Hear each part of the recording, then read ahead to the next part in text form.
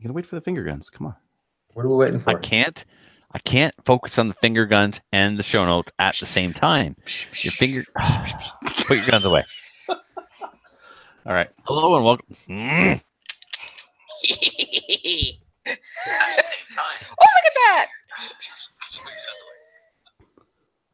Okay. Now. No. Okay. Hello and welcome to episode. Oh shit!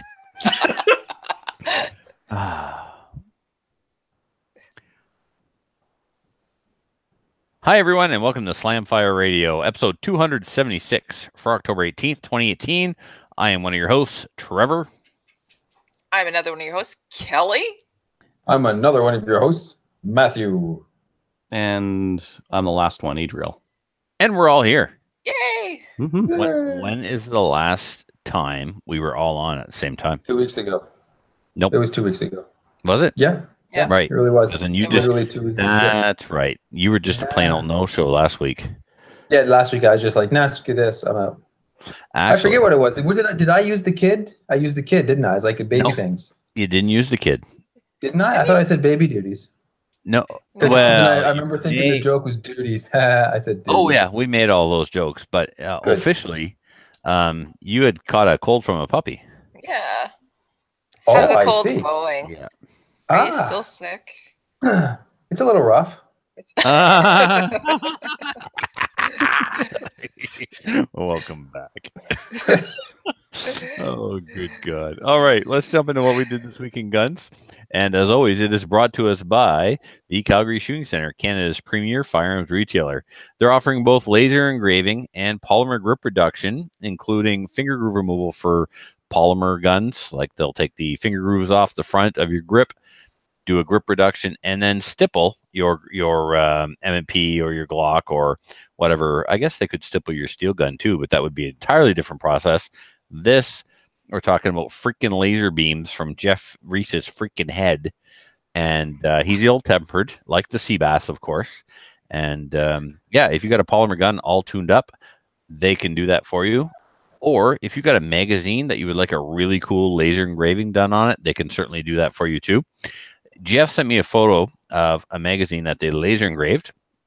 I don't know if it's appropriate to share with the listeners, but if you remind me, I will certainly share it with you three after the show. Yeah, I need some Maybe ideas. you could put it on the Patreon show. Yeah, we can. Because we're We'll doing a share it. Patreon show. Right. So if you're a Patreon and you get to see this epic magazine that was laser engraved by the awesome folks at Calgary Shooting Center. Mm. There you go. There's your reason to become a Patreoner. Or thing. Patreon-y. Right. Patreon. That's what I said. Yeah. Your own way. In your own way, Matthew. Yeah. Welcome back, And in Matthew. your own time, Yes. why don't you tell us what you did this week with guns? I blasted 3 groundhogs in the face. 30 or 3? 3, just 3. No. We don't have the same numbers you guys have out there. But, Well- but bear in mind, the ones that I blasted were probably 20 pounds each. I was just going to say, they're about So- 3 or 4 times the size of the Oh, I'm Alberta. thinking a little bit more than that. Maybe 10. Well, don't know. Different different animal. apples. Different, completely. Yeah, apples and oranges. Yeah. Yeah, woodchucks or groundhogs. They're all or, gophers. what are they officially called around here, Trevor? The woodchuck. The woodchuck. Woodchuck or Groundhog. groundhog, but they are not Groundhog. gophers. How do they Some people- taste? Can you eat those? Yeah, you can eat them. I know a man who has eaten them. like But not me, man. I'm not. No, I wouldn't eat them. I didn't eat them. Not No, there you they go. were. There was a bit of an infestation, and someone asked me to stop by with a 22 and clear them out. And so happily, I obliged. And all 3 of them, single shot, right behind the ear, and the most. Well, actually, I started. One of them was right behind the ear, and 2 of them were literally in the face. One was just above the nose, and lights out instantly, and then the other one was a little bit higher, but took care of that. But the one right behind the ear, he took off on a run, and I had to take him out as he was sort of galloping away. You know, at the top speed that gophers run at, which is groundhogs, which is not super fast, to be fair. However, I was still quite satisfied with the placement of the shot. And again, it was instant lights out on all 3 of them, so it was a clean, ethical shot on all of them. And anybody who says you can't use a 22 for groundhog, you just got to put the shot in the right spot. A What? lot of guys around here, Trevor, say, no, don't use a 22. I've pumped 30, 40 rounds into groundhogs and they won't die. And I said, where are you shooting them? Oh, to shoot them in the body. Well, Wrong. that's not the right spot to shoot them. Yeah. Not with a 22. You want to hit them with a Ridiculous. 30-30 or something in the body, fine, whatever. Yeah. But with a 22, no, you got to go for the precision kill. So All Yeah. of mine have been taken with the bow, with the exception of one I took with my 17 HMR, and it was just like you pulled the plug. yeah, It just clumped and folded is it right is it there. a headshot as Nope. well for that guy? Nope, No? took him in the chest and just Oh, okay. Well, I I mean, the tried to hit 17 HMR has a lot a lot of of energy. Yeah. lot of energy to dump into it really quickly. Yeah. Yeah. Yeah, the But bullet on sort of dumps it all. 22 Yeah. just punches through. So cool. Anything else? No, that was pretty much it. I got to do more shooting stuff. I haven't had time. I've got excuses. You do. I've got You have- reasons. Yep. But I'm not going to say them. Yeah, everybody knows what they are. So I'm just going to work on trying to get out to the range a bit more often. It's starting to get colder. We actually had flurries today. So everywhere in New chances Brunswick. are it may wait till spring. We'll see. But I'll try to do some gun-related stuff. Well, I mean, the for good news future is shows. you're now in close proximity to the Woodstock range, which Yeah. is an has an IPSC program, Amazing Yeah. range. and it That- just it That range just is brand new and awesome. Sorry, just It's had to. pristine. It's No, a no. beautiful range. Yeah, it's very Yeah. nice. They did a really good job. Yes, sorry, Yeah. we interrupted. no, Whoa, well, you said- interrupting me? Come on. Wait. I think I may deserve this. I interrupted Trevor. well, ahead, it's Trevor. all right. You were going to say what I was going to say anyway. So, yeah, What was it you Matthew, were going to say? about how they renovated or not renovated, but added new bays. So, beautiful. yeah, and now you've got a wealth of IPSC experience in teaching black badges, and you're a CRO and stuff. So, you'll be a huge asset to that range's black badge program. So, hopefully, in the spring, you'll be on site for all the good stuff. Yeah. That's what I'm thinking. Is spring's probably going to pick up a little bit. Until spring, it's probably going to be a little quiet in the McClatchy neck of the woods when it comes to guns. But I'll try to get out and do some hunting or something. I don't know. We'll see. Yeah. Cool. All right. Well, I'll jump into what I did. So I went hunting on Saturday. I was supposed to go with Muffin, but sometime after 2:30 in the morning, I was told this happened. I don't remember, but I had to crawl into the house. I couldn't actually walk in on my own 2 feet. I kind of went from the cab to the sidewalk to the on all fours into the That good, house. hey? Yeah, it was really good. It was awesome. I was over at Officer Frank's place, and I hadn't seen him in a while. And when Officer Frank breaks out a talking stick because we're all yelling and talking over each other, debating whatever we're debating, Is goes this to the- talking stick at 870? no, which would have been appropriate, but it was actually a beautiful 2x4. Oh, okay. We legit were handing an 8-foot 2x4 around the living room as a talking stick. So There's they no- knew whose turn it was to talk. And you We need one of those. There was no mistaking. Here, I'm who had going the to hand you the talking gun, Trevor. Here it comes. so the next day I woke up. I was supposed to leave at 7:00, and God love her, she put out all my hunting clothes at the foot of the bed in a pile. So I just had to like crawl out of bed, dress myself, crawl into the truck. Right? Yeah, no. I don't remember the alarm going off, but an hour after I was supposed to be with him, I phoned him in a panic, and he was like, sure enough, he was an hour away. Right? So I was pissed, but I pulled myself together and got in my own truck and headed down to where I used to live and where the homestead is at. And I went hunting on the farm that we took Steve Lee to that time I way remember. back when. Yeah. So back in the day. yeah. So I walked the usual trails that I walked as a kid and didn't see anything. And then on my way out, one flew while I was walking. So I was like, all right, I will come back for you later. So I left. I tried my stomping grounds, my other stomping grounds, didn't see anything. Went to eat, went back to the homestead, and I walked again. And this time I thought, I'm going to drive to the other end of the property. And as I was driving through the same trail where the bird flew the last time, I saw him out the driver's side window, just minding his business, walking through the woods. So I got out and I was using the F12, my Typhoon F12. So for the listeners who may be viewers right now, this is my Typhoon F12.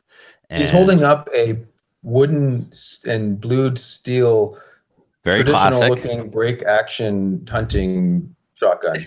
Absolutely. Side by side. Yeah. Yeah, it's a So side by side over under pump action.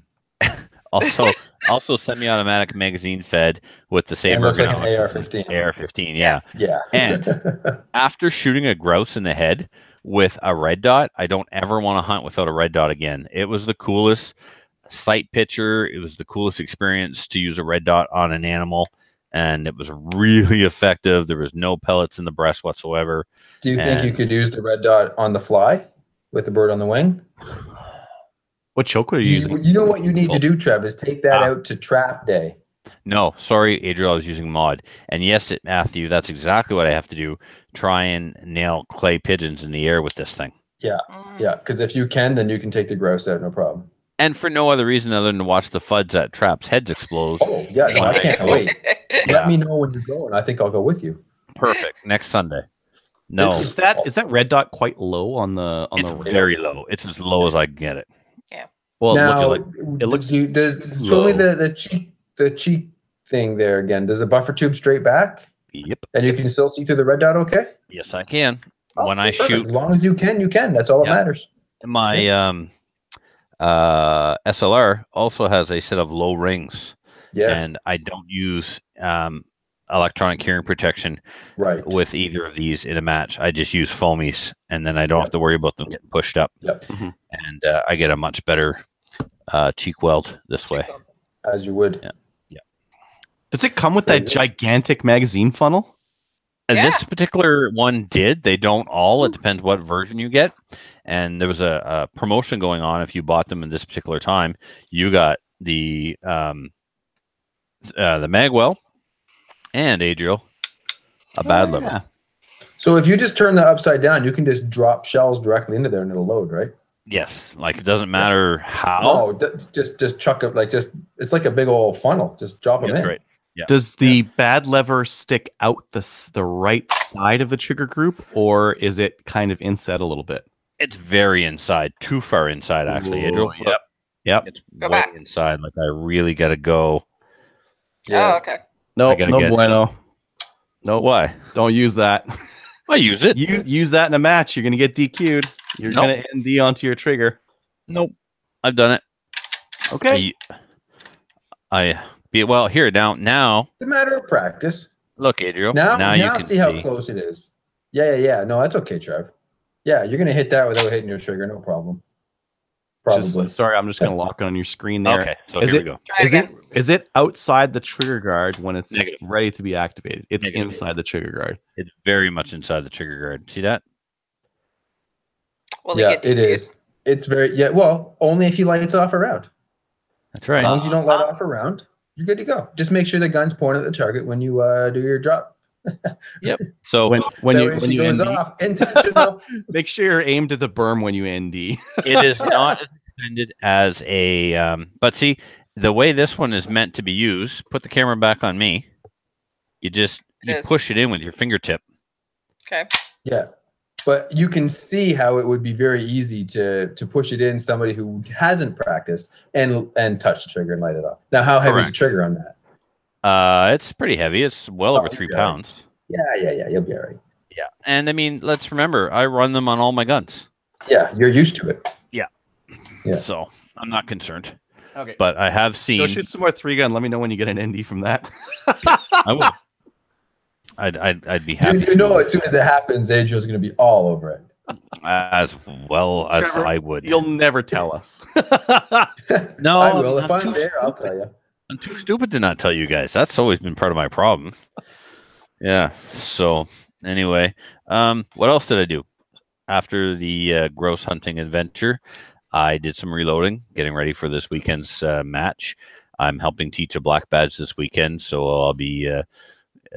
It's Larry's 5th and final class, so he has to. It's his solo class, so to speak. He's got to be the lead That's instructor. in Fredericton? No, it's in Miramichi. Oh, it's in Miramichi. And I think Ginger Snaps is coming. I know Ginger Snaps is coming to help. He's going to assist with the classroom portion. Yeah. And Oh, I must believe have- the range stuff as well. Yeah, tell him I said hi too. You guys just literally said hi to him because he's probably going to listen to this while driving up. James. So I'm not Hi. doing dirty work. I don't know. Ginger, you let me know if Trevor does not say hi to you for me when you get to the range. And the girls.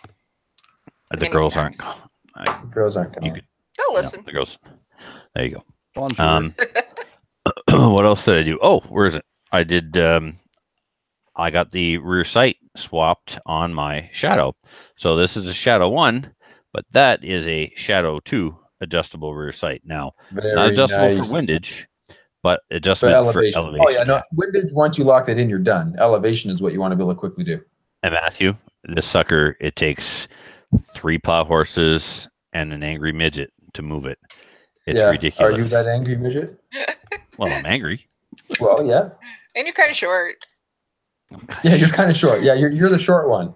I'm the short one, yeah. Yeah. Right. You're the skinny one. I'm Yeah. the short one. Adriel's the ball one. Kelly's the old one. Yeah, We all. we all know our roles.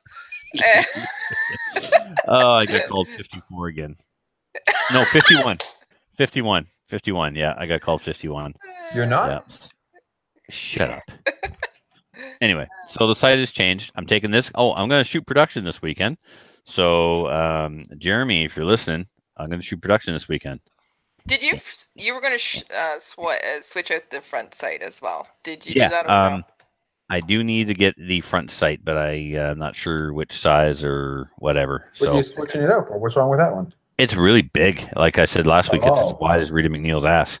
So I need to. You have a hair in the slide there. It's bothering me every time you put it up to the rear slide there by the sight. There's a cat hair on it. Oh yeah, look at that! Wow, my Yeah. Is camera's it cat awesome. hair or is it a beard hair? Anyway, I don't care what it is. 6 So minutes. it's We just got to too get our wide. guest on. 6 minutes. We got to get our guest on. I'm not a scientist. I don't know how to tell time. Just saying, you're not a clockologist either. So Matthew, the Shadow 2 sight is much smaller, narrower, and it makes a I better like sight narrow picture. front sights. Yeah, Yeah, definitely. same here. So Yeah. I ordered more Stag 10 parts. My IBI barrel is actually on the way. My bolt carrier group's on the way. I ordered some XCR-M mags, so the pistol version in 308. So they're Nice. Yep. 10 round 308 mag for my Stag 10. Very And, cool. and I bought this. This was the worst impulse buy. like Jeff Reese said, no, dude. A Snickers at the checkout is an impulse buy. This is not an This impulse was- buy. No. Yeah, whatever. Well, I like I've it. wanted one since they came out. I've talked to you about it quite a few Yeah. times, maybe Adriel Yeah. as well. This is a Savage A17. When they first came out, they were in a polymer stock, and they were getting mixed reviews. Then guys were Boyd's came out with a aftermarket stock, and guys were taking them, putting them in the Boyd stock, betting them, and getting sub MOA with them at 100 yards. So I was like, all right, that's the answer. And then I didn't have to purchase the rifle and purchase the stock. Like the next year after that happened, that video came out, Savage started to sell them with a Boyd stock, the rifle already installed into it. So Great. that's not a thumb hole Boyd stock. That's just a straight. You're correct. Oh, nice. See, I could get behind that stock. I do not like thumb hole stocks. Right. I don't like the Boyd's thumb hole stock. Yeah, I they find are it different. chunky. They're certainly, Yeah. and they're not lefty friendly, but lefties don't matter. So No, who They're cares not about great to that? get to the safety either, because the safety on the Savage is up on the tang there. A thumb Yeah. hole, it's like it's just It's in the way. impossible. yeah, not on these semis. It's in the front of the trigger guard, like on a Winchester shotgun. But Oh, I see. Yeah. Well, and that's where then it belongs. the icing, exactly. The icing on the cake for this one was it has a heavy barrel. Oh. So, and it's got swing swivels installed and a scope. It was quote unquote used. It was the factory stickers talking about the CCI A17 ammo was on there. The sticker here is talking about it being an ACU Yeah. trigger. Wasn't very used, was it? Wasn't very used. I got the I opened up the action. I was going in there with my flashlight, and then the guy's like, "Here's a bore scope," and so I or bore light. So I looked at the bore, and I mean, whoever brought it into the shop made sure they cleaned it before they brought it in, because there's no rounds to this gun. I suspect like somebody put a boxer through a box or two of ammo through it and was like, "Nah, it's not for me." So when I did the math, I came out $300 ahead. So like someone said, you didn't spend So you $800. you practically made money by buying. That's right. That's what my buddy Ed said. He said you didn't Yeah. spend $800, you made $300. That's right. But that's kind of messed me up because I was so close to being debt free. So These anyway, things happen. Muffin wants my 93R that I got from Jeff Reese that time. So that's gonna, cover half the cost of this one anyway. And then I'm not selling the loophole scope that I got from Andy on it. So I don't know what that loophole's gonna go on, but it's a very nice loophole scope. I might even go on this. But this is a good varmint scope. This is it's not a very high end, but it's the right numbers. It's a 4 to 12 by 44. So it's a nice varmint scope. That's a Vortex Crossfire 2. Yeah. Crossfire 2. That's what I have on mine, except it's a 2 to 7, not a 4 to 12. 4 to I 12. like the Crossfire 2. It's an inexpensive, yet perfectly reasonable and very usable. Yep. Yep. It's what I have on my Magpul 1022 as well, the rimfire version. So. Yep. Okay, next. What did I do? I might have to cut this short. Oh, no, Well, I can't cut this after, short. After yours. So this one, this is a biggie. See my hat? Mm-hmm. Yeah. Yes. Like my hat. I told you to keep it. You didn't keep it. It's too small. And, well, you know what? It's funny because I have a large. I have a large and I have a small. So I'm pretty sure you were wearing the small. Mm. This one, I don't know what it is. But anyway, it's my Calgary Shooting Center hat. And I've been wearing it a lot lately at matches. And some people may have noticed and wondered why. And the reason is I am now Calgary Shooting Center pro staff. So not unlike Brian Bolivar, who shoots for Elwood Epps. Elwood Epps. Yes. Now I shoot for the Calgary Shooting Center. So I'm pro staff for them. They're going to send me a shirt. And then we'll work out the other details later. This is going to be official in 2019. Well, it makes sense because you're in Calgary, right? Yeah. You know what? Somebody else brought that up, and let's think about the fact that there's the podcast, there's the internet, there's all the social medias. No. You're It's just being funny a jerk. that way. You're a hater. You're jealous. I don't have to be in the same city as the store I shoot for. They want. The reality is, you buy so much from the Calgary Shooting Center. You should be pro staff. But it's not. You're probably paying your own sponsorship. You realize that, right? Yeah, I was just gonna say that too. Well, you guys forget I work for a gun shop. I buy the bulk of my stuff at that gun shop. This Okay, might be a problem, actually. Yeah, you have to go to meetings. This is a conflict of interest, I think. I work at one gun shop, but I'm sponsored by another one and a bullet company. Something's got to give. Yeah, because NASCAR cars are only sponsored by one company. Right? No, And the car never drives in the city of all those sponsors' locations. I think you'll be all right, dude. I think I'll be all right. So, yeah. So, anyway, Jeff was going to come on to discuss the details and stuff, but the program's not completely ironed out yet. So, he's going to wait a couple of weeks. And then chances are I may not be the only one. Maybe there will be a local one. Maybe, Adriel, if you stop being such a dick, there'll be a room for you too. I'm in But Edmonton. I doubt it. Fine, stay there. All right. So, Adriel, at this time, what do you want to do? Do you want to cut to our main topic and then come back? Yeah, let's get to our main topic. All right. Let me check with our guest here. What's our timeline to the next guy coming on? 8:30. That's in an hour? Yeah. Okay. We may not have enough time. Nice news, finish the nice show. listener feedback. There's not much for news. And Pat Grundle is watching live and just sent me a Facebook message about the cool announcement. All right, so I just sent our guest a message. He has not seen it yet. 7:30.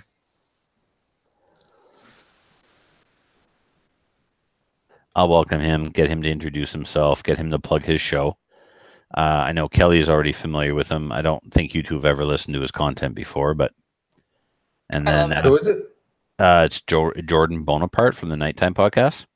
And what does he talk about? True crime, mystery, the paranormal, the weird, all that good stuff. What gun-related things are we doing?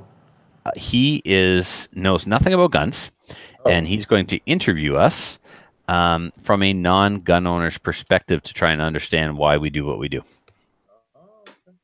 Well, why do you do what you do, Jordan? Yeah, that's a good question. What he does is not controversial and under attack constantly. Oh, you really? He talks about UFOs and different things. and different things, yes. The government's not trying to take away his right to talk about UFOs, though. True. oh, Although, Oh, that's not the right link, though. some of the guests that he's That's had not the on right have- link. You have send the been- YouTube one. I sent him. I copied and pasted our. I'm like, it's so easy, Jordan. You just click a link. Yeah, I gave him the Hangouts. But when I right-click the Hangouts, it turns into this big long. Oh, whoa. Just give me just one hot second here. Okay, there's a link on the chat there. On the where? Oh. All right, let's try that.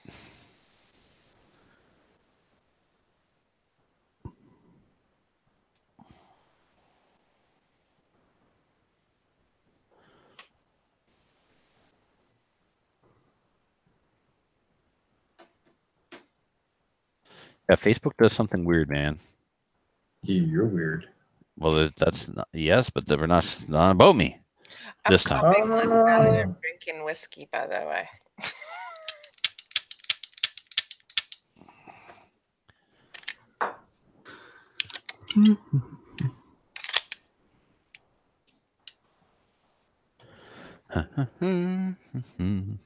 So you This got is my favorite part of the show right here.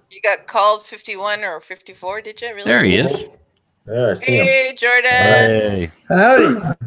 welcome, buddy. How's it going? Good, thanks. So, What a good-looking group. You're a good-looking group. something wrong with his camera there. So, Jordan, I'll introduce you to my co-hosts here.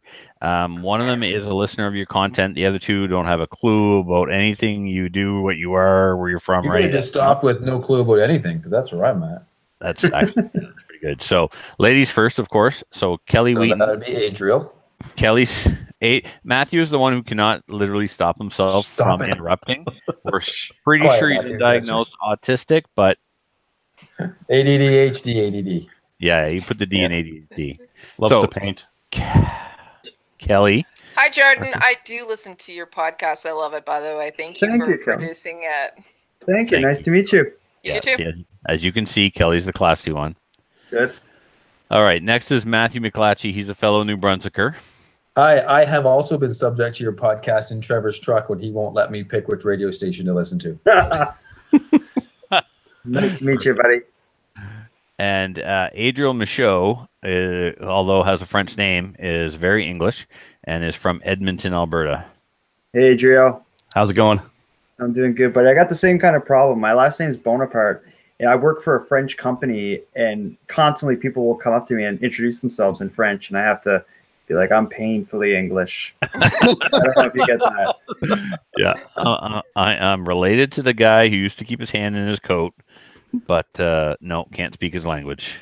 No, So- definitely not. So How's, Jordan, yeah, go ahead. I just want to know how marijuana legislation is going in your corners of the country. Most excellent. In The Girl Guides are selling their cookies this time of year. Let's just say Yeah. they're all sold out. Smart girl guides are stationed outside of any of the dispensaries. I don't understand Ontario. In Ontario, you have to buy it online, but you can smoke it in public. In New Brunswick and Nova Scotia, you can buy it in public, but you can't smoke it in public. Interesting.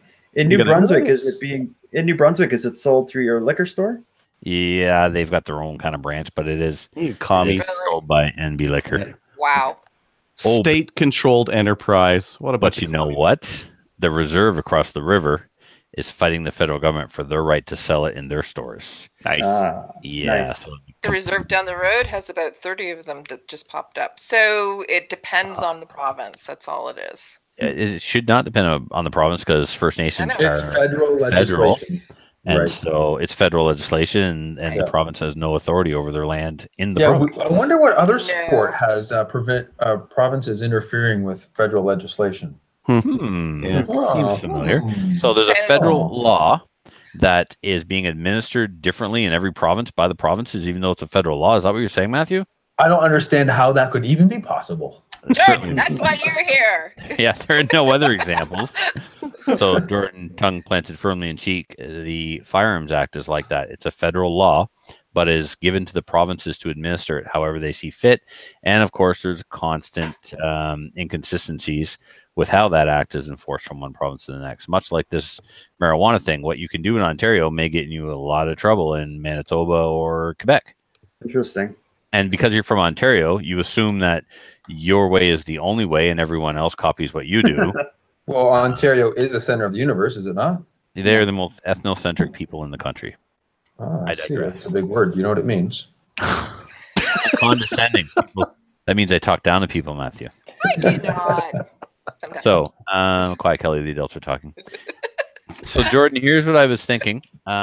You would introduce yourself and your show when it's cross promotion time here. So, tell us a little bit about yourself. Tell the listeners a little bit about yourself, and tell them all about the Nighttime Podcast and how it's grown and changed, and where they can find you. And then we'll start you interviewing us as a non-gun owner, asking us, things you always wanted to know but were afraid to ask.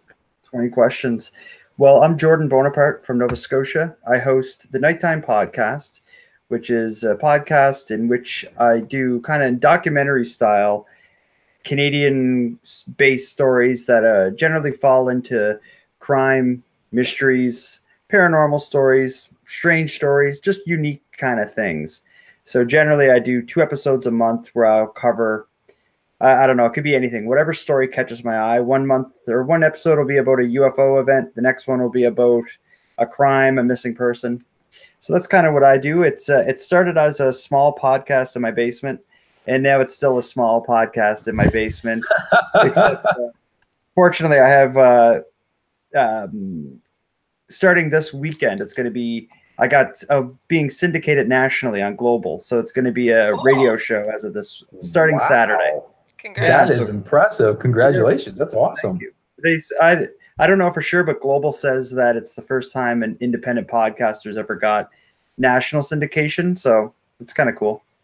That is very cool. It's every podcast. It's don't downplay it. It's every podcaster's dream, really. Well, it's been a pain in the ass. So well, it would be. Yeah, I can see that. Yeah, but it's the way I see it is it's about unlike the way your show set up, where it's a group of people having a conversation about a topic. I'm often inviting, say, parents of missing persons or victims of crimes onto my show and stuff. And the problem I have is about credibility and legitimacy. If I'm emailing somebody or calling them on the phone and they don't know what a podcast is, and I try to get them to talk to me about, the darkest day of their lives, it can be an uphill battle sometime. But now when I reach out, I can say I host a radio show on Global. That's a lot. It's going to make things a lot easier. And really, that was the main reason I even did it. Like, I'm not making money or anything. For me, it's just going to be it's going to be easier for me to get higher profile guests. Yeah, it's definitely going to open a lot of doors. Could you maybe touch upon some of your more favorite episodes or stories that you've covered? So for the listeners, the reason why Jordan and I are connected is I discovered his show because of my love of Oak Island. Some of the listeners know that I am an Acorn. I'm a huge Oak Island fanatic. And what's Oak Island? I will kill you. They call you Acorns. That's the name funny. for the fans. Yeah, it's because it's a type of nut you find on Oak Island. It is a nut. Yes. Yeah. So Wait, yes, what, acorns come from oaks? yes, yeah. And deer love to eat them, and we eat deer. So anyway, I discovered Jordan's show because on a Facebook page he posted a link to one of his episodes dealing with Oak Island, and then I went back and listened to some other stuff, and then Jordan kept covering topics that interested me or I had personal experience with, and then he started to do a case. Abductions. No, that was different. There was a thing there too, but that was much later on. He ended up covering a case about a missing girl in Victoria, British Columbia, Emma Filipoff, and I ended up going and retracing her last steps, and taking pictures and sharing them with the podcast audience and stuff like that. And he did another story about a place I had been to. And then more recently, I don't know if I talked about this on our show yet, but I did, would you even call it voice acting, Jordan? What would Yeah, let's go with voice acting. Yeah, that's what we'll call it. But it was Trevor reading a script, which we know how that went. No, Oh. you got great reviews. My wife said you stole the show.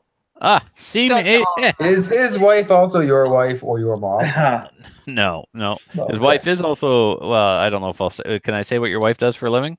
Sure. Yeah, his wife's also an educator, so yeah. Okay. So But- she's used to telling people who aren't quite as bright as the rest of the class that they're doing great. Trevor did. Trevor did really good. You're a star. Oh God. Well, I'm glad you liked it, Jordan. Yeah. So anyway, so Jordan, what were some of your favorite stories that you covered and guests that you had on? Yeah, well, you mentioned Emma Filipoff's case. She's then 24-year-old girl who went missing from Victoria, BC in 2012.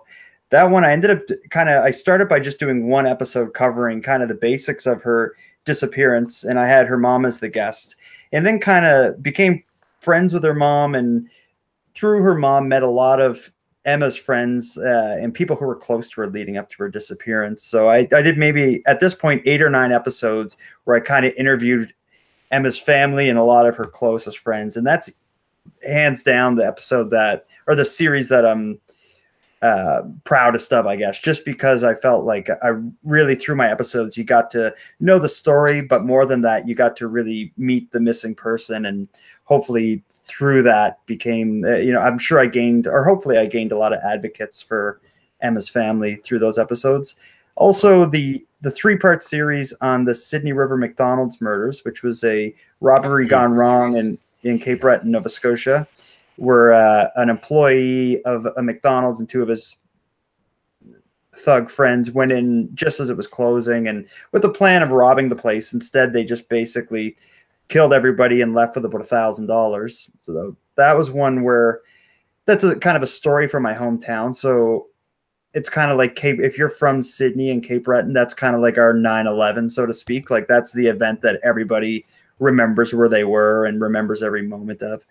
I don't know. Really, like all the episodes are kind of like, I feel like they're all like my babies, because for like a 2 or 3 week period, I've obsessed about every one. But anyway, I guess the ones that I'm proudest of are the ones where I feel like I maybe helped someone a bit. So Emma Filipoff's, the disappearance of Michaela Bali, who's a 15, or I can't remember exactly how old she is, but a young woman from Saskatchewan. That was one. This is the Nature Boy story. Oh no, that was Kayla Reed in Newfoundland. Different. Yeah, Kayla Reed was one where she was a missing person who ended up becoming found with a cult in Costa Rica, and she ended up getting sent back to Newfoundland and put into a hospital. But I ended up interviewing her, and she liked me enough to get me in touch with the cult leader she ran away to join. So that was one that not a lot of my listeners weren't crazy about that, but I thought the whole thing was really fun. But yeah. Anyway, I have a lot of them. If somebody just goes through my collection of nighttime podcast episodes, you may find like a little story from your hometown, and that's probably where you should start. Nice. Okay, awesome. Why don't we move into the interview then, Jordan? Yeah. You prepared some questions. I did, and I'll tell you first of all, to be blunt about it, I know absolutely nothing about guns. I've never touched one. I've never shot one. There was one in my house as a kid because my dad was a hunter, but I don't even know where he kept it or anything. Like, I know absolutely nothing about them. And of course, I appreciate and respect people's rights to have a gun. And I get that people are into it. And in fact, Trevor, you kind of changed my opinion on it, because you're probably the first person I know that is like into like gun advocacy and such. Mm-hmm. But anyway, I'm a complete layman when it comes to it. In my mind, like without knowing kind of what you all feel and what motivates you all, I would like to think that my opinion would just be that there shouldn't be any guns anywhere in Canada. Mm-hmm. But again, it's not hiding the fact that my view is completely ignorant. So the first question I'd want to ask is, why should people have the right to have a gun? And how do you balance people having a gun versus the need to protect the people who get shot by, the gun getting in the wrong hands? Like, how do you balance all this stuff? Okay. Who wants to take that one? Well, I could take a little bit off the start. and the CCFR put out a chart today that was yesterday. It was really interesting. It was the murders per 100,000 population for gang members, members of the just general Canadian population, and then legal firearms owners. And for the gang members, it was 500. Yeah, 500. 5 and 600. Yeah. Five to 600 per 100,000. So if you're a gang member, your chance of killing someone is very high. Chance of being a murderer. For a regular member of the public, it was 1.7. Something like that. Something like it was that. between 1 and 2. And for gun owners, it was 0.3, I believe. Yep. Part of what's interesting there is owning the tool is negatively correlated with actually using it to murder someone. We should state legally owning the tool. Legally, yes, legally. Yes, legally owning the tool is negatively correlated with actually using it for nefarious purposes. If you have gone through the trouble of becoming a licensed gun owner, you are next to impossible to be a person who is someone who's going to go use them to hurt somebody, to murder someone. Yeah. So Yeah. I mean, I like that's a cold-hearted way of looking at it, just like a stats only kind of a thing. Mhm. When you look at the stats, it's like, oh, I guess like between the five of us that are on the podcast today, you're the highest likelihood of being a murderer. And Jordan, let me explain where he's coming from with that. So some of the things like you said, you're completely ignorant when it comes to gun culture and gun laws and what is actually required of us as firearms owners. Is that fair to say? Absolutely. Okay. So guns are illegal in Canada. If you, Jordan, had a gun in your possession right now, you would be subject to a 3-year term in prison because as of 1995, it became an offense to be in the possession of a firearm in this country. Unless guns are already illegal. Guns are already illegal. Guns are already banned. The only way you can be in possession of a gun is if you took a safety course, passed the safety course, had an extensive two tests, had a background check done, had your spouse sign off on your application, sent it away, waited anywhere between 30 and 90 days for it to come back, and then you would become a licensed firearm owner where you would be allowed to own and possess firearms. Along with that comes a daily criminal background check. So if tonight I do something and I'm picked up and they don't bother to find out if I'm a firearms owner, by morning they'll know because someone will say, hey, this guy you arrested last night, we run all Canadian firearms owners' names every day to see if they commit crime. And if they do, then we need to determine whether or not their firearms need to be removed because of that crime. So since you didn't get a background check today, for all we know, you're a criminal.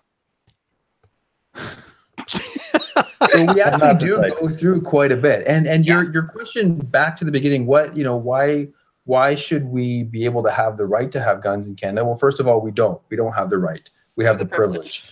And the reason why I think it's important that guns are in the hands of everyday normal people, I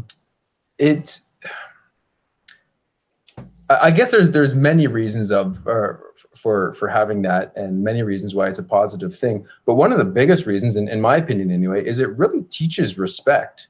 It really teaches you not only respect of the law, it teaches you how to be responsible. It teaches you that you can't just go out and do things willy-nilly and not be worried about the consequences. As a firearms owner, I really can't do anything where I'm going to get in trouble with the law because they will just simply come and take my legally owned possessions away from me with no compensation. It's not like, well, we're going to take your guns, we're going to give you what they're worth. They don't do that. It's like when you get caught speeding in Ontario more than 100 over, whatever it is, they just take your car away from you because you're obviously not responsible enough to own it.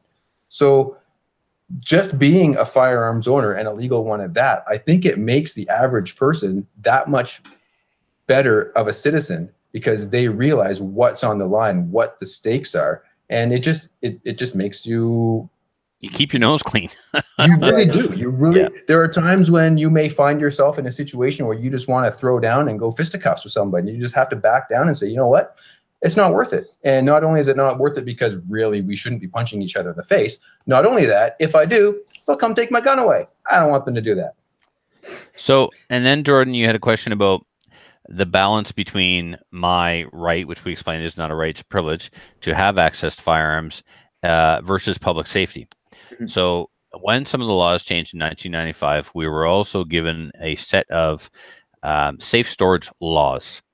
If an RCMP officer should happen to be on a farm because someone stole some gas from a farmer, and they're going through the barn and they see a single shot 22 caliber bolt action rifle leaning up in the corner of the barn that without any ammunition present that he keeps in there for shooting rats, he's also subject to 3 years in jail, because that would be what's called unsafe storage. So our firearms have to be kept secured at all times unless we are actively holding them. Like in podcasting with them or something. Right. So while podcasting, I'm practicing my dry fire techniques because I have a match this weekend. I could be cleaning a gun. Yeah. Well, showing not you only the that, gun. Trevor, you're literally in your safe right now, so you're okay. Yeah, I'm actually in my safe, not my safe space, my safe. I don't need a safe space because I have all these guns. So depending, Jordan, on the classification of firearm, and that may be something that we discuss or not. Yeah. Depending on the classification of the firearm, each classification has a different scrutiny of safe storage requirements. So that's probably getting a little bit too complex for just sort of some basic. Right. But just so you know, Jordan, and how to keep them out of public, first of all, if you come into my home and steal my property, that's a you problem, not a me problem. So yeah, my gun may end up on the street, but you shouldn't have been into my home in the first place. You could also take the keys to my van and run over somebody on the way out of here too. But the guns, if somebody does steal the guns are supposed to either be trigger locked in a cabinet, or locked in a safe. So it is the law. They have to be kept secured. Yeah, they do. Yeah. No, next thing I want to ask you guys, even just seeing you hold up handguns, I didn't even. In fairness, Matthews is an air pistol. Mine's actually a pellet pistol. It's not really a real gun. You're the badass of the group. Yeah. So what do you have guns for? Like I would think most people have them either for like home protection kind of thing, or not hunting. even allowed to have them for home protection in Canada. No. If you state on your application, because they ask you, why do you want to own firearms? There are only two acceptable answers. One of them is target shooting, and one of them is collecting and hunting. That's for restricted firearms. But yes, it's collecting or target shooting. That's the only reason you can own a restricted firearm, and then otherwise non-restricted. And again, these are probably terms that you don't get, and it's not a big deal. They're not important. Some guns are scarier than others, and so they're more restricted. But hunting really is really the only reason that hunting, target shooting, and collecting are really the only reasons why you can own guns in Canada. Yeah. So this gun right here, Jordan, this is a 9mm pistol, semi-automatic, magazine fed, and I own it specifically for shooting a specific competition, a style of competition. So they call that target practice, is what the CFO calls that. Yeah, that fall under target practice. And the sport that I shoot with this gun is a recognized sport in 84 countries around the world. So it's not just some rednecks plinking back in the woods. It has to be done at a certified by the government, approved gun range, under strict rules, and range officers, training is required. So why do I own a handgun? I own a handgun because I like to compete with them. I'm a competition shooter. Not everyone who owns a handgun is into competition, but they still are able to own them and take them to a gun range only to target practice. That's the thing about the classification of restricted firearms, which all handguns fall under. It literally means they're restricted to a gun range. You can go from your home in the most reasonably direct route possible to the gun range and back, and that's it. Yeah. We're not allowed to take our handguns anywhere else. I mean, the pistol that Trevor showed you is somewhat similar to this one. These are competition handguns, so they're designed for competition. They're actually like, this would be trash if you were like a cop or something like that to carry this around. It's 3 pounds. It's super heavy. Everyone carries lighter weight stuff that's better, but this is great for competition because it's got great sights on it. The trigger's fantastic, and it's super heavy is actually a good thing in competition because it lets you absorb more recoil. So. Some guys will say like, all guns are designed to kill. It's like, this is a pretty poor implement compared to a lot of other pistols out there, but it's great for competition though. Fantastic for matches. Are you all Are you all into? Oh my gosh, that's a cool one. We'll Are come you back all to into the competition shooting? Like I see Trevor doing it on Instagram. Running around. Everyone is, we all are. Yeah. But we all do something a little shape or different form, too. yeah. Yeah, like Adriel's competition, his main focus in competition is what we call 3-gun. So where you see me running around with just a handgun, Adriel runs around every weekend with a handgun, a rifle, and a shotgun, and he shoots the same kind of competition I do, but he incorporates those 3 firearms. Oh wow. Matthew's primary focus in competition is the exact same as mine. Plus, Matthew is a big outdoors guy, likes to go hunting. Kelly's an instructor for a project. It's called Project Maple Seed, and what It's a marksmanship project, really. Yeah, it teaches people how to shoot primarily in the same style that was taught to riflemen in World War II. They teach how to shoot prone, kneeling, standing, the use of a sling, control your breathing, natural point of aim. It's really an amazing program to teach people how to be a marksman. So that and she's also sorry, go ahead. She's also very involved in advocacy and is the vice president of women's programs through the Canadian Coalition for Firearms Rights. So we all do something. Matthew and I are pretty much the same. Adriel's big 3-gun. Kelly does some handgun stuff, but her main jam is the Project Maple Seed. Yeah. So you all take guns and firearms. I guess firearms is the right term. You all take firearms more as like the instrument of a sport, it seems, rather than like I was kind of expecting you to be more talking about hunting and you have the right to own guns and all this, but you all seem to be more into it as a sport, and this is like your instrument. Is that correct? I think 3 of us hunt. Like Trevor, Matthew, and I all hunt. That's how I started is hunting. But yeah, me too. And like hunting, like you go hunting deer, you shoot 1 deer, and then you spend the rest of the time like prepping the meat and all that kind of stuff. With competition, I can do that. I can do competition multiple times a month, and it's fun. It's a lot of fun. It's like shooting gallery kind of stuff, right? So yeah. Well, it's like the difference between driving to the grocery store and hopping in an Indy car.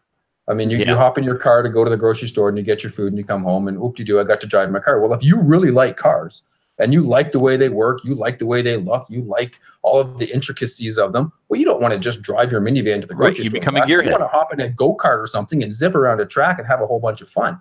Kind of the same idea. The guns that we take to the range and run around and shoot all these cool targets with, it's because we like the guns. The guns are cool. They're neat. I mean, if you sit down and look at how a gun works, the intricacies of it, the amount of engineering and thought process that went into making one and making one work.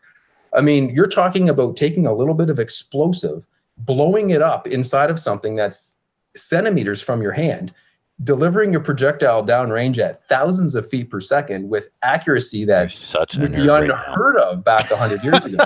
Like there is so much science involved. Like it's just really, really cool. Sorry, I'm nerding out here a little bit. Anyway, that's what it's kind of like. It's like it's just really, it's fun. It really is. And Jordan, it was a journey for all of us.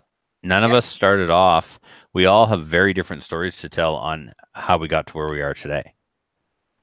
Hunting seems to. I heard hunting a few. Adriel and I were raised in pro-gun households, but my father is what we would describe a FUD.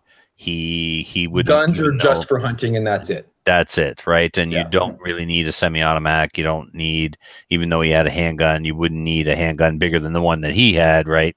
Mm-hmm. Matthew was raised in an anti-gun home. He wasn't even allowed to have toy guns growing up. I wasn't allowed to do this. No finger guns in my house. I'd get in trouble. No guns.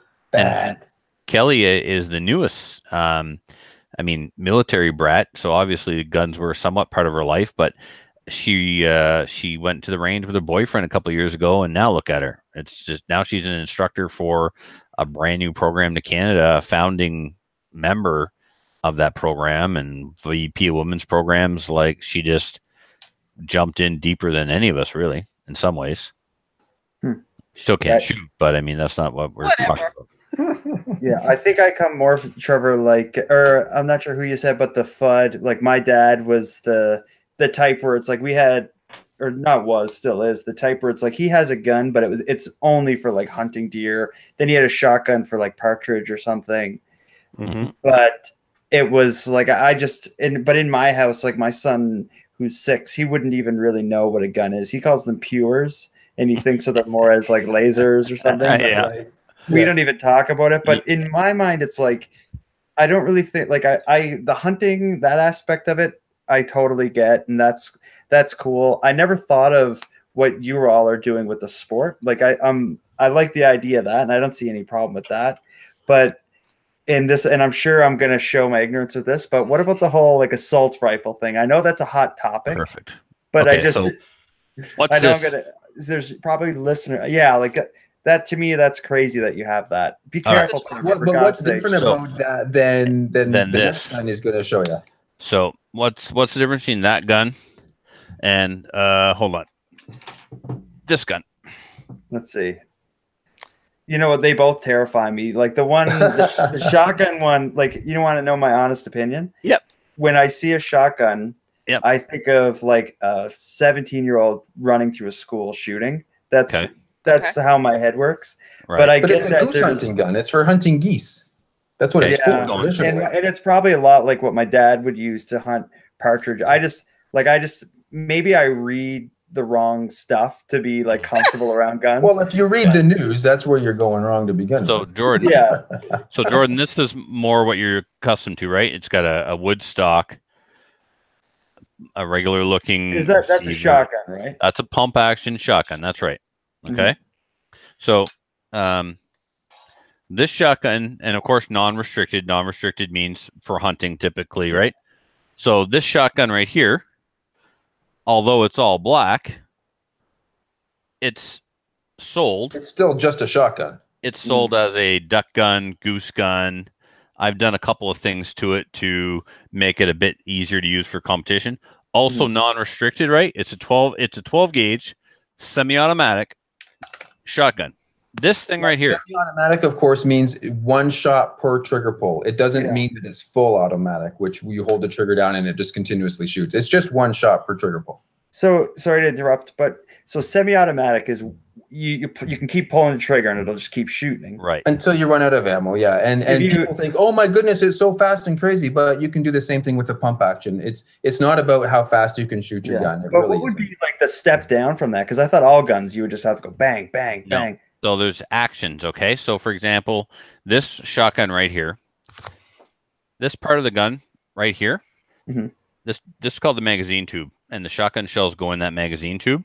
That semi-automatic shotgun that I showed you has a magazine tube as well. That's where the shells go in. So to fire this gun, you chamber around like that. When I pull the trigger, now nothing happens. Now it's manual. I have to do things to get the empty cartridge out. I have to open the action again. That removes the spent casing. When I close the action, this lifter has pushed a fresh shell from the magazine tube into the receiver, and I close the pump. It chambers around. I press the trigger. Gun goes bang. Now I've got to empty the action again. He has to do something in between every time he shoots, and that is actually the majority of firearms in Canada. Is you have to do something between each shot, whether you're moving the bolt on a bolt action rifle, whether you're actually opening the rifle up like Trevor's doing here. You actually this one, crack Jordan, you crack it right open, and you a single shot. It holds one bullet at a time. So I put a bullet in. I actually pull a bullet in, and this one I have to cock the hammer. This gun's from the 50s, remember? Jeez. Pull the trigger, it fires. Open it up again, pull out the empty, put in another one. That's called a single shot, okay? Okay. Yeah, that I'm comfortable with that style. All right. So, semi-automatic or self-loading firearms, you pull the trigger, you get a shot. You pull the trigger, you get a shot. And the gases from the gun operate the action for you. You don't have to manually manipulate everything. So we've got brake actions, pump actions, bolt actions. Those are your common hunting types. The semi-automatic types, as I said, the gases from the firearm operate the mechanism. So this would be the mechanism right here, this red handle. Every time I fire, it does this for me. Now, like keep in mind that like hunters are starting to use more and more semi-automatics. And the reason for that is it absorbs more recoil from the firearm. That's more convenient. I mean, it's not the 1800s anymore. We've had semi-automatics since. We don't drive standards anymore, right? We put automatics in our cars. Right. Kind of the same idea. It's just a different technology. We have Back to this vacuums thing. that drive around our own living rooms. We don't even have to push the vacuums. But yeah, anyway, go ahead, Trevor. Exactly. No, and that's a good analogy. So back to this thing, Jordan. This is also, so this is my Typhoon Defense for the listeners who are listening and don't know what I'm holding up. This is a semi-automatic magazine fed, so the cartridges actually fit in a magazine. Okay, and then the magazine goes in the gun and it feeds the bullets from the magazine. This is also non-restricted, so I can take this, walk from my home, put it into my vehicle, drive to my hunting grounds in the woods, and hunt grouse with this. So That would be partridge. Okay. Hunting grouse. I picture Trevor hadn't showered in a few months. Yeah. So, and you know, the thing is, it looks scary. It looks definitely. like it has a bunch of weird attachments to it, and that is all that it is. It just looks scary. That It is one's no made this for is- sport. Jordan, if I Yeah, take a Honda Civic and I put a body kit on it, it's still a Honda Civic. Mhm. So this gun with this pistol grip and this stock is still a Honda Civic. It's no more or any less powerful than any of the firearms I showed you. They all have the similar capacity. They all function very similarly, and they all shoot a projectile. And in the hands of a bad person, they can do bad things. That's why we have licensing. That's why we have background checks, right? But at the end of the day, Jordan, it's just a gun. Mhm. It serves the exact same function as those other firearms. But I like the body kit on my Honda Civic. I like mag rims. I like pinstripes. I like. Adriel, custom please tell me made- you're going to mark this and use this as an outtake somewhere, because we need I like Trevor to custom- say I this. I like customizing my firearms, and that's at the end of the day. Even though this looks scary, it functions the same and serves the same purpose as the other ones. That one looks cool. It's got a bunch of like colors on it. Looks it's cool. a race gun, right? Like it's supposed Yep. to. That's like a NASCAR or actually a tarted up Civic is a better. Yeah, Yeah. it is a targeted Civic. So. This Yeah. this is less tarted up, Oh, but wow. yeah, I mean we've got these here too. But So it's it's like- Again, though, What is that? it looks scary, but it's just a gun, and it's just a semi-automatic gun. It looks So- like it's scary and dangerous, but it's no more dangerous than the one Trevor's holding or the ones that he showed you a few minutes ago. You see that big banana clip, Jordan? Yeah. Welcome to Canada. There's only 5 bullets in that. Huh. Five. A lot. yeah, All Yeah. allowed. Yeah. It's all posturing, that thing. It's all posturing. well, That's right. Yeah, it's limited. So Looks yeah. neat. What is that you're holding? Is that an AK-47? It's No. a Type 81. It's the Chinese made a different rifle that's similar in looks, I guess, to the AK-47, it's but very actually has similar a to- different operating characteristics to it. We're actually not allowed to have AK-47s in Canada. So They're tell me how prohibited. that makes sense, Jordan. He can have that, Mhm. which is basically a Chinese version of the AK, but he can't have an AK. And they shoot No. the same bullet with the same magazine capacity. Yeah. Well, I guess like the way it works, it's not people like you all that we the laymen should be worried about. Like you're into the gun rights and the regulations and the rules and see it as a sport. Who are the people that we should be afraid of? Like I'm sure the people who do crazy stuff aren't getting licensed and pimping their guns. Right. Well, it's like here's this. what I'd challenge you to do what I would challenge you to do is watch the news for any time that the police make a gun bust and they've taken guns off the street, and look very closely at the types of guns they've taken off the street. Mhm. They are old, they are beat up, they are often single shots or pump actions or bolt actions. They're often heavily modified. The barrels have been cut down illegally.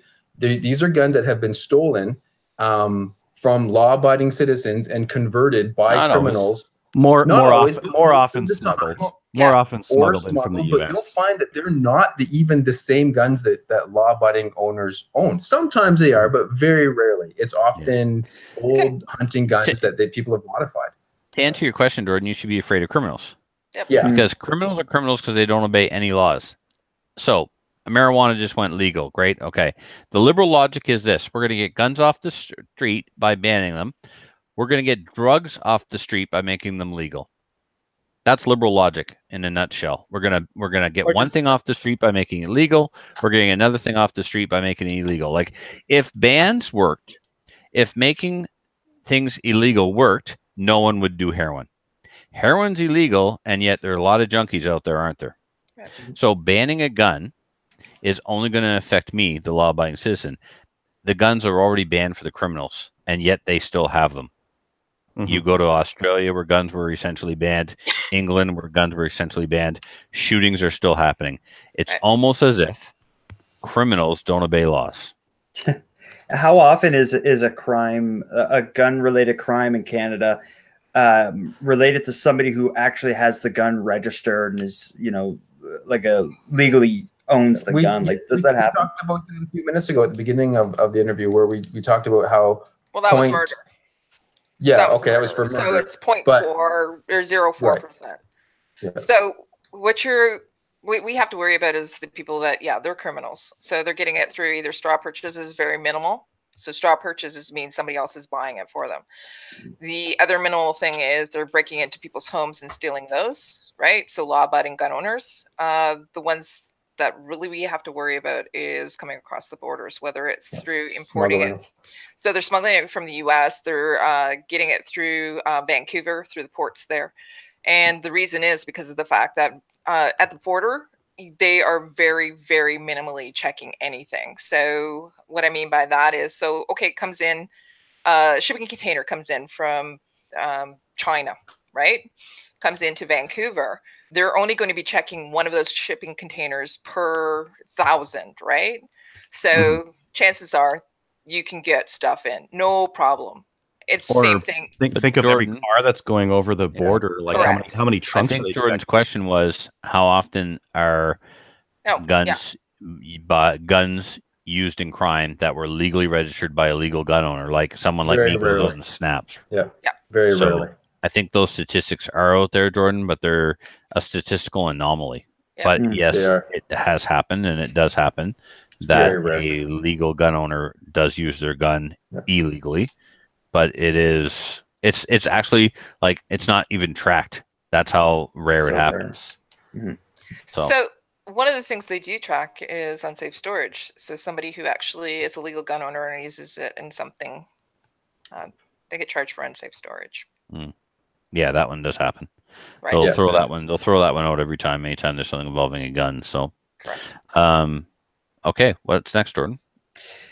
Tell me about assault rifle, like the gun that you have. Well, both of the guns you held to me are assault rifles, and and I'll tell you what I think it means, and I know I'm wrong, but it seems like you have like a hunting gun or like that one you show where you got to open it up and put the bullet in.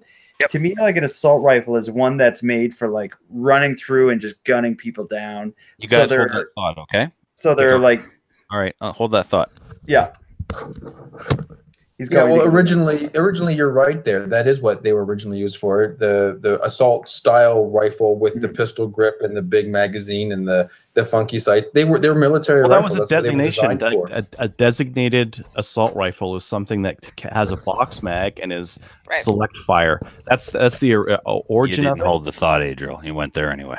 Are you going to show your assault rifles, Trevor? I want him to tell me which one the assault rifle is.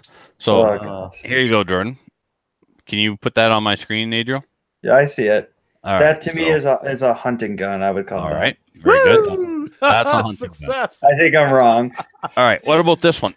That to me looks like it looks like it's made to be like light so you can run around and like see even like that back part there that you would put like your shoulder or whatever. Yeah. Like even how it seems like it goes up. It seems like it's made even to be light so that way you can rip around, or it's made to be like taken off and hidden or something.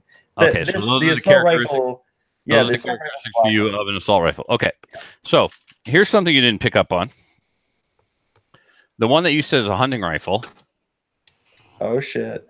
Has a bayonet on it. That's actually an SKS, and that was this rifle is a Russian military rifle that predates the AK-47, and the reason why you thought it was a hunting rifle is because it has a wood stock.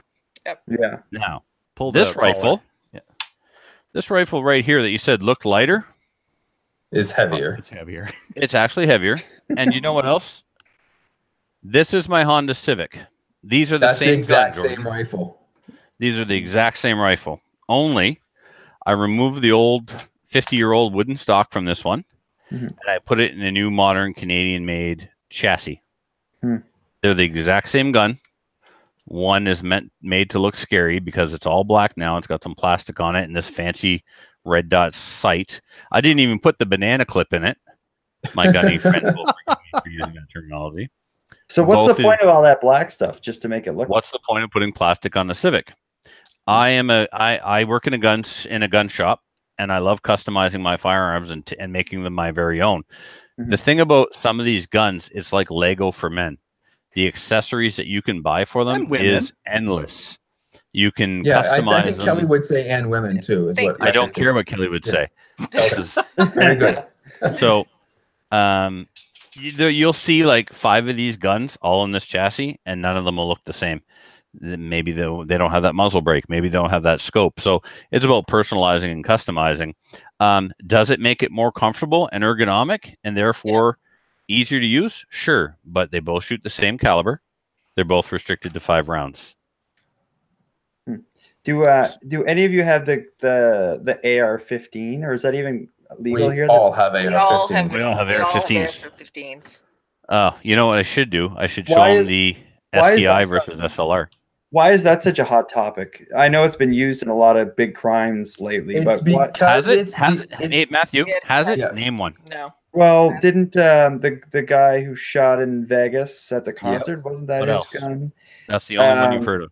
No, then there was the guy who went into the school in the States. Oh, Sandy Hook. Yeah, Sandy Hook. That's how he blew the door open with it. So that's 2. No, and then there was also one more recent more recent than Sandy Hook, another school shooting. It was a guy who I can't think of. But before we go ahead and say what Trevor's about to say, let's say this: why is it that Honda Civics are involved in more crashes than any other car on the planet? Yeah, there are more Honda Civics out there, right? And also, the AR-15 is one of the most popular sporting rifles in the United States. It is there's probably like half the guns in the States, probably half of them are AR-15s. Really? There's a lot of them, and the reason is they're lightweight, very comfortable to shoot, very ergonomic, very accurate.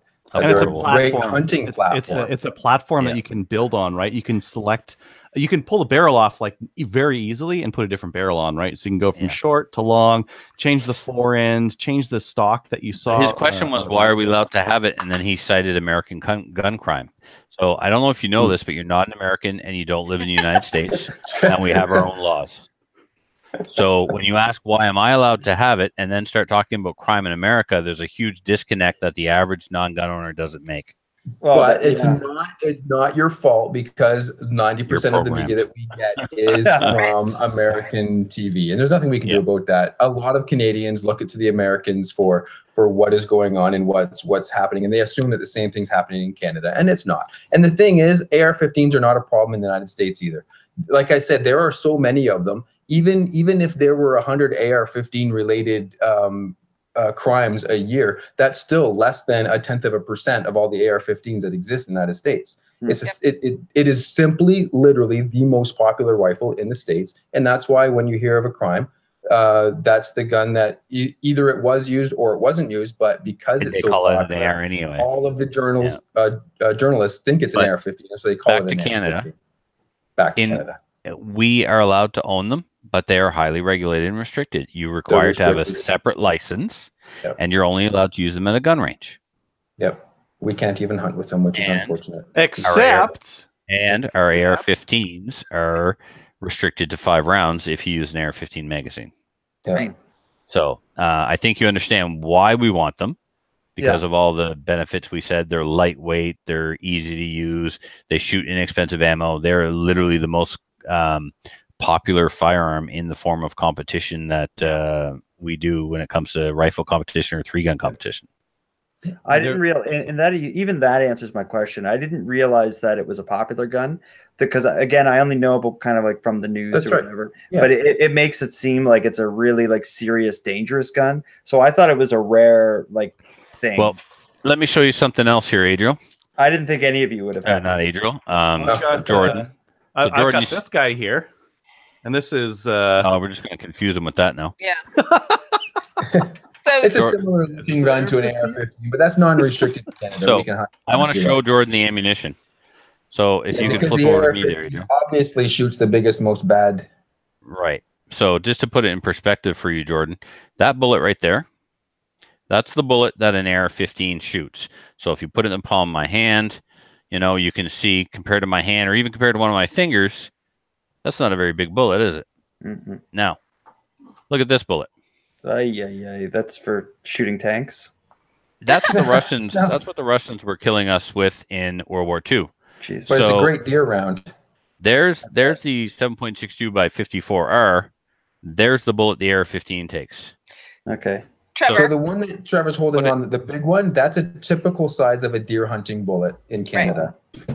Right. One of the most popular caliber for hunting deer in Canada is a 308, and that's very similar in size to it. And I'll show you that. So this is a 308, and this is, they keep talking about the powerful AR-15. Okay. This is what most Maritimers shoot their deer and moose with. Yeah. This is the AR-15 bullet. It's tiny. So they don't show you that, though, do they, in the media when they talk about how big and powerful it is? Just the copper pieces are the bullet as well. Yeah, I knew that. I knew that much. All right. So what would an AR-15 versus an AK-47? Is the AK a bigger gun? Jordan, this is the bullet for the AK. Okay. That one I showed you a while ago. Hold up the 5.56 again. The one that you said was the hunting gun, and I showed you it had the bayonet. The one that predates the AK. This is the bullet the AK shoots. Okay. So it has a larger bullet itself, the part that comes out. Yeah. But it has a shorter, stouter case. I see. So one of these bullets, one of these cartridges has a lightweight bullet that goes really fast. The other one has a heavy bullet that goes medium. Okay, I gotcha.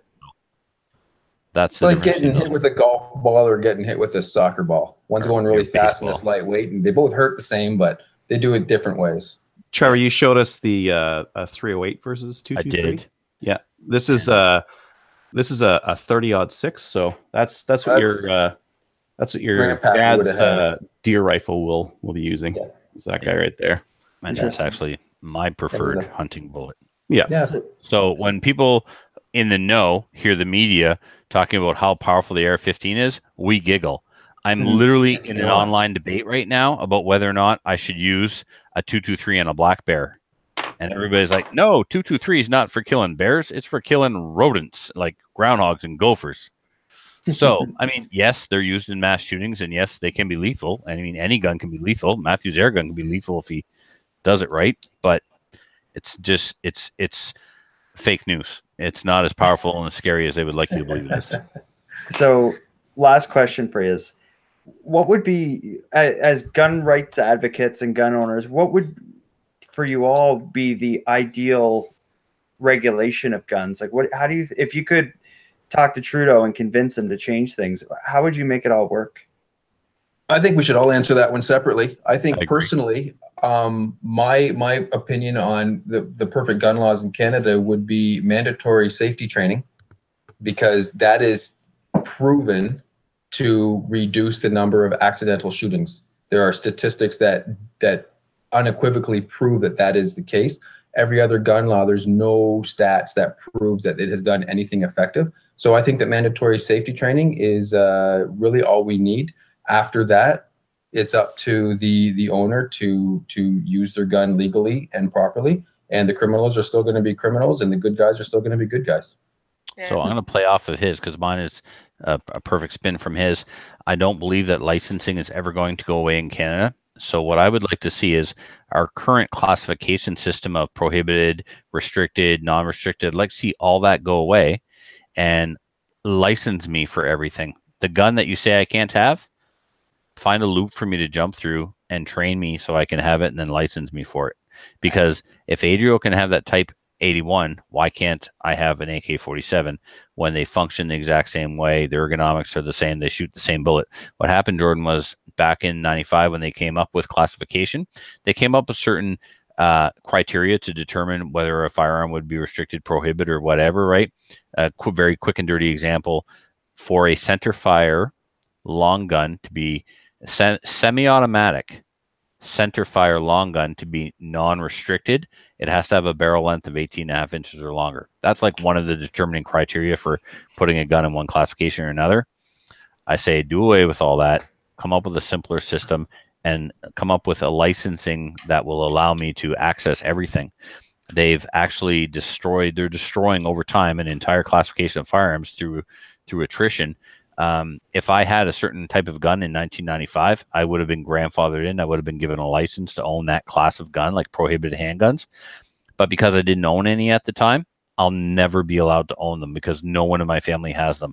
If my father had one, when he died, he could will it to me, and then I would have a special license that would allow me to own that one. But other than that, there's a whole list of guns out there in Canada that some Canadians can have and others can't, and it's almost like age discrimination. So I would like to see more licensing to access more firearms. Right.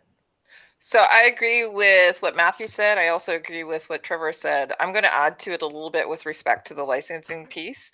I think that the mental health checks, and also keep the mental health and the spouse piece of it, because I think it is important. It gives people a peace of mind, but also the fact is not a lot of people get screened out because of mental health, but there are a few, and it's some important. should and they don't. Yeah, that's true too, but that's also on the onus of the system. And it's also on the onus of people around that person as well. So I think that it is important from that piece. I think that we're getting it right from that point of view. Yep. As for me, the licensing is awesome. So we all have a card that says, yes, this person can have a gun, and they can have a non-restricted or restricted or prohibited or whatever. We can mail order guns in Canada, which I don't know if you know. So we can have an AR-15 or a pistol or a shotgun or whatever mailed to us and show up. Thank you, Lee Harvey. But the reason we can do that is because we have a little card that says we're good to go. Yes, and we're verifiable. Yeah, in the U.S., Jordan, depending on the state that you're in, that's another thing. There's no such thing as American gun laws. There are very few federal, and every state makes its own laws, and sometimes different counties make their own laws. But they can't order guns over the internet. They can't walk in and walk out with a gun. They have to stand there and wait for an FBI background check. We get our background check automatically every day. We just flash the card and we're good to go. Yeah. Yeah. Now they check the card to make sure it's valid and whatnot. So that's actually like super convenient, and I don't mind that system. It offers an easy way to reject people who should not have firearms, and it makes an easy way for it offers some convenience to us as well. So like Jordan, the store I work in, sorry Adriel, the store I work in, Adriel, if you Jordan, the store I work in, if you walk in and ask to see a shotgun, I'll ask to see your license. If you don't have a license, you can't even look at it. I won't even take it off the shelf for you. Look at it as in touch it, right? Yeah, you can't. You can't handle it. Close your eyes and get out. Yeah. No. Sorry, Adriel, carry on. Yeah, so the simplification of classification would be nice as well. Right now, we have some laws that were introduced in the 90s, and they went through a gun book, and they're like, that one looks scary. Pretty sure I saw that one on Die Hard, and it very much they very much banned guns that were prototypical, similar to like ninja stuff from the 90s, right? Oh, you can't have a ninja star, a nunchuck. You can't own nunchucks are prohibited. I can own a Type 81, but nunchucks, nope, you can't have that. What do you mean they are? I can't have two sticks attached by a chain? No. They're prohibited, Trevor. Oh, you can't. Are you kidding me? You can't have nunchucks in Canada. Do you know how many sets of nunchucks I made as a child and ninja star? How many times did you made a prohibited device? Yes, yeah. So, like in the 90s, we had some real weird, political scheme where people thought that they knew better, and they designed these really weird laws. So yeah, the nunchucks, we could probably allow those back in as well. But it's similarly a lot of these 90s laws where it's like no Steyr AUGs, no AK-47s, no this or that or the other thing, and based purely off of watching too many movies or something like that, right? So the fact-based policy isn't there. I'd like to see that all simplified. The other risk that we have right now is that any given time the government might decide, this gun over here, no, we actually think that one's not legal, so you're gonna have to give those all back, and that's a risk. Happened. That's happened, and that's a risk for us. So it was something that we might have put a few $1,000s into might just get confiscated, become illegal. Yeah. Our magazine laws are. We've demonstrated that it's not the law-abiding gun owners that are the problem in Canada. It's not even the guns that are the problem in Canada. It's the criminals that are the problem in Canada, and they're going to hurt people with whatever they come to, whether they have a truck they run people over with, whether they have 2 sticks tied together with a chain and they beat people with. That would be awesome. That's what I want to see. Yeah. A couple of beer bottles with rags and gasoline will kill a lot of people too, right? It's not about the tool that people are hurting people with. The problem is people are hurting people. And we got to get the people who are willing to hurt people off the streets. And let's leave the tools alone. And let's leave the legal gun owners alone who aren't the problem. Because clearly the stats very clearly indicate that we aren't the problem. It's not the gun. It's not a gun problem in Canada. It's a criminal problem. Yeah, you definitely changed some of my views. Like Trevor, honestly, knowing you changed a lot of my views about guns, just because seeing like the things you write, I read it kind of in passing, and I don't think I really knew there were people like you out there. There's nobody really like I know exactly what he's talking about. You're the only guy on my Facebook or Instagram or whatever that's into this stuff. So when I first saw it, we'd put up guns, I'd be like, holy crap, like that guy has a bunch of guns. But then when like the more I kind of see it and see what it's about, I'm realizing that there's this whole subculture of gun enthusiasts that I had no idea even really existed. Right. So. And from all walks of life. And we're not, that's the problem, is we stay low key. We go back the woods to these isolated gun ranges. You've never seen one of my competitions because they don't occur in your neighborhood, right? Most of the exposure that general Canadians have to firearms are negative because they're things that are portrayed in the media. So you don't know what to make of somebody like me when you meet me, and then next thing you know, you see on my Facebook or my Instagram, I got a gun in my hand. You're like, holy God, that guy was in my house. He spoke to my child. He's got guns. Yeah. You know? Well, you did. When you came to my house, you did have a sword. That's true. That's true. You did have a sword. Yeah. I have photos of you with my son, and my son has the sword. So anyway, but no, this was great. You opened my eyes to it, and I think maybe someday, Trevor, you should take me out. I'd like to shoot a gun just so I can have that experience. Excellent. Yeah. Well, and I mean, I'm in out by the airport in Enfield. When you're done having your stroke, you go ahead and finish your sentence. Yeah. So one of those weekends, and actually, Jordan, I'll be in Dartmouth once a month all winter for an indoor competition. So nice. Yeah, you could meet me there and we can make that happen. Let's do it. All right. Anyway, I'm going to get out of here, but it's been great meeting you all and great talking guns. Awesome. We look forward to your next show. Thanks for joining us. Yeah, thanks. Awesome. Yeah. Tell everyone one more time where they can find the Nighttime Podcast. You can find it really anywhere you get podcasts, Google Podcasts, Apple Podcasts, nighttimepodcast.com. It's all over the place. Soon to be on global radio in most Canadian cities, which I'm really excited about. But that's only edited versions of my podcast with a bunch more ads added. So go get it on Apple Podcasts or one of the equivalent. And now normally at this time, Jordan, normally I compare Patreons, but I don't know. I haven't looked at yours lately, so I'm not sure if I want to flex my... No, Kelly says, no, don't go there with me. Don't play that game. All right, you're winning the Patreon contest. Yeah, no, I don't do much. I just release my episodes a bit early and without ads there. But anyway, thanks for having me. Thank you. Have a good night, Jordan. Pleasure. Yeah, you all take care. Bye-bye. Bye, Jordan. All right. That was a good interview. I enjoyed that. He's very patient with us. Yes, absolutely. He does have a 6-year-old at home. He's just used to us then. I mean, I was going to say, you do recognize that one of the things that he does is he reads a lot of true crime, right? So he would read some stuff about guns. Right. So when he said, the shotgun, what he thinks about is a kid running down a school with it. And that's not what I would actually normally assume. I'd think, oh, you know what? Somebody's a duck hunting, right? Yeah. I found out who the Lion Frenchman is that wants his gunship to him. Keep in mind, we're still in the air, right? Yeah, absolutely. Can you quickly add that email to the show, Kelly, and all will be clear. Oh, very good. Yeah. Okay. Very good. Typical of this guy to so are we rolling right into our next? Yeah, let's do that. How are you ready to go, Adriel? For what? Are we doing Patreon? Are we doing No. Oh, geez, it's 8:30. Yeah. Oh man, you want to put Patreons next week? We still have to finish our show. Well, who's the Patreoner? Tyler. We didn't even get to. Are they good for next week? What? Well, I'll find out. He'll be good. He'll be good because I'll ask him to be good. Okay, cool. Let's finish off the show then, and all right. then finish off the start. Adriel. Yeah. All right, Adriel. Why don't you tell us what you did this week in guns? Let's see. I shot a 3-gun match on Saturday. It was cold. It was like -5 kind of thing in snow. Yeah, in snow. It was and it warmed up a little bit later on the day, so it got kind of like muddy and wet. So I was wearing tactical rubber boots the whole time. Tactical, as in they're not tactical, just rubber boots. They were black, so right? If they're black, they're tactical.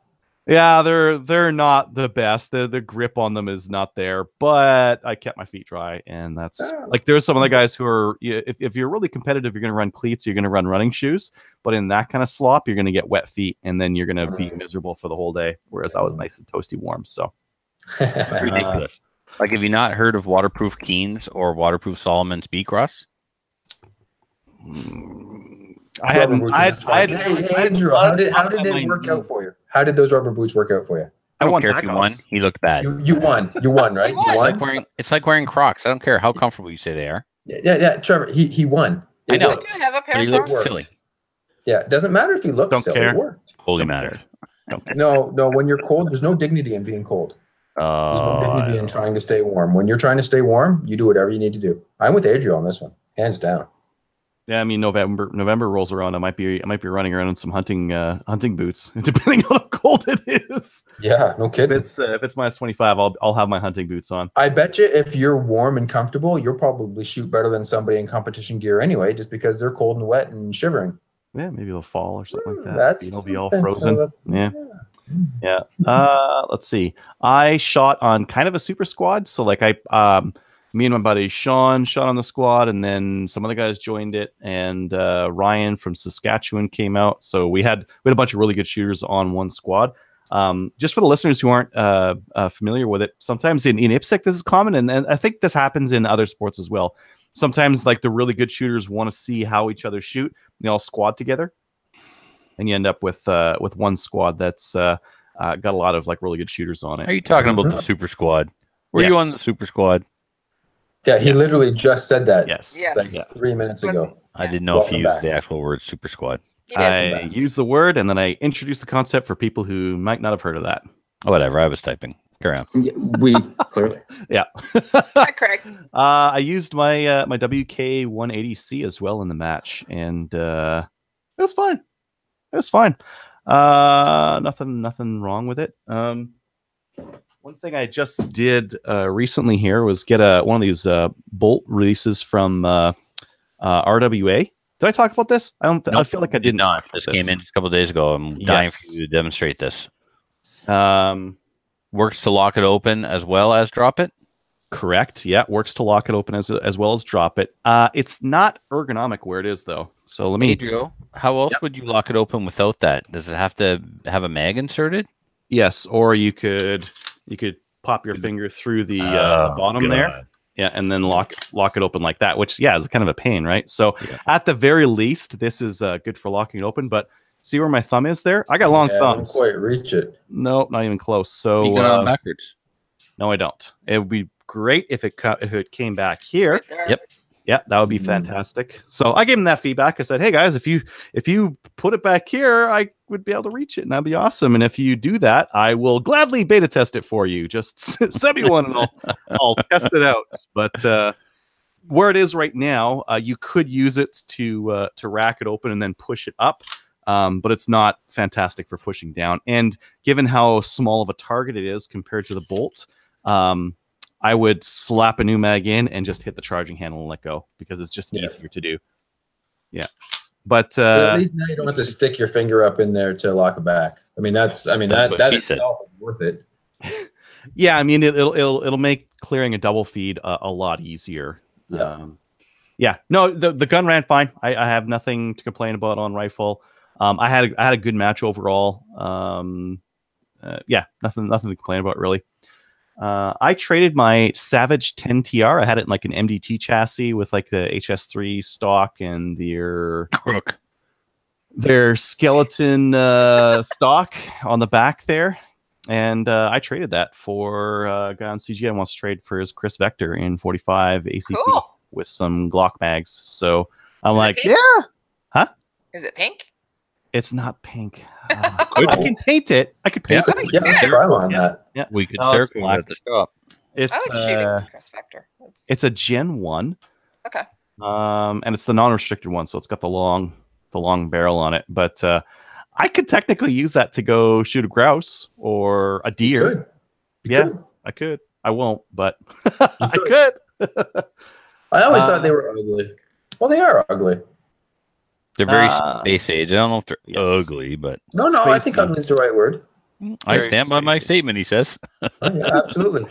"I think know they're ugly, and they're ugly." Look, I mean, they work for what they do. I mean, the whole idea behind the design is very functional. Well, actually, I would Matthew, the say whole it's better for full auto.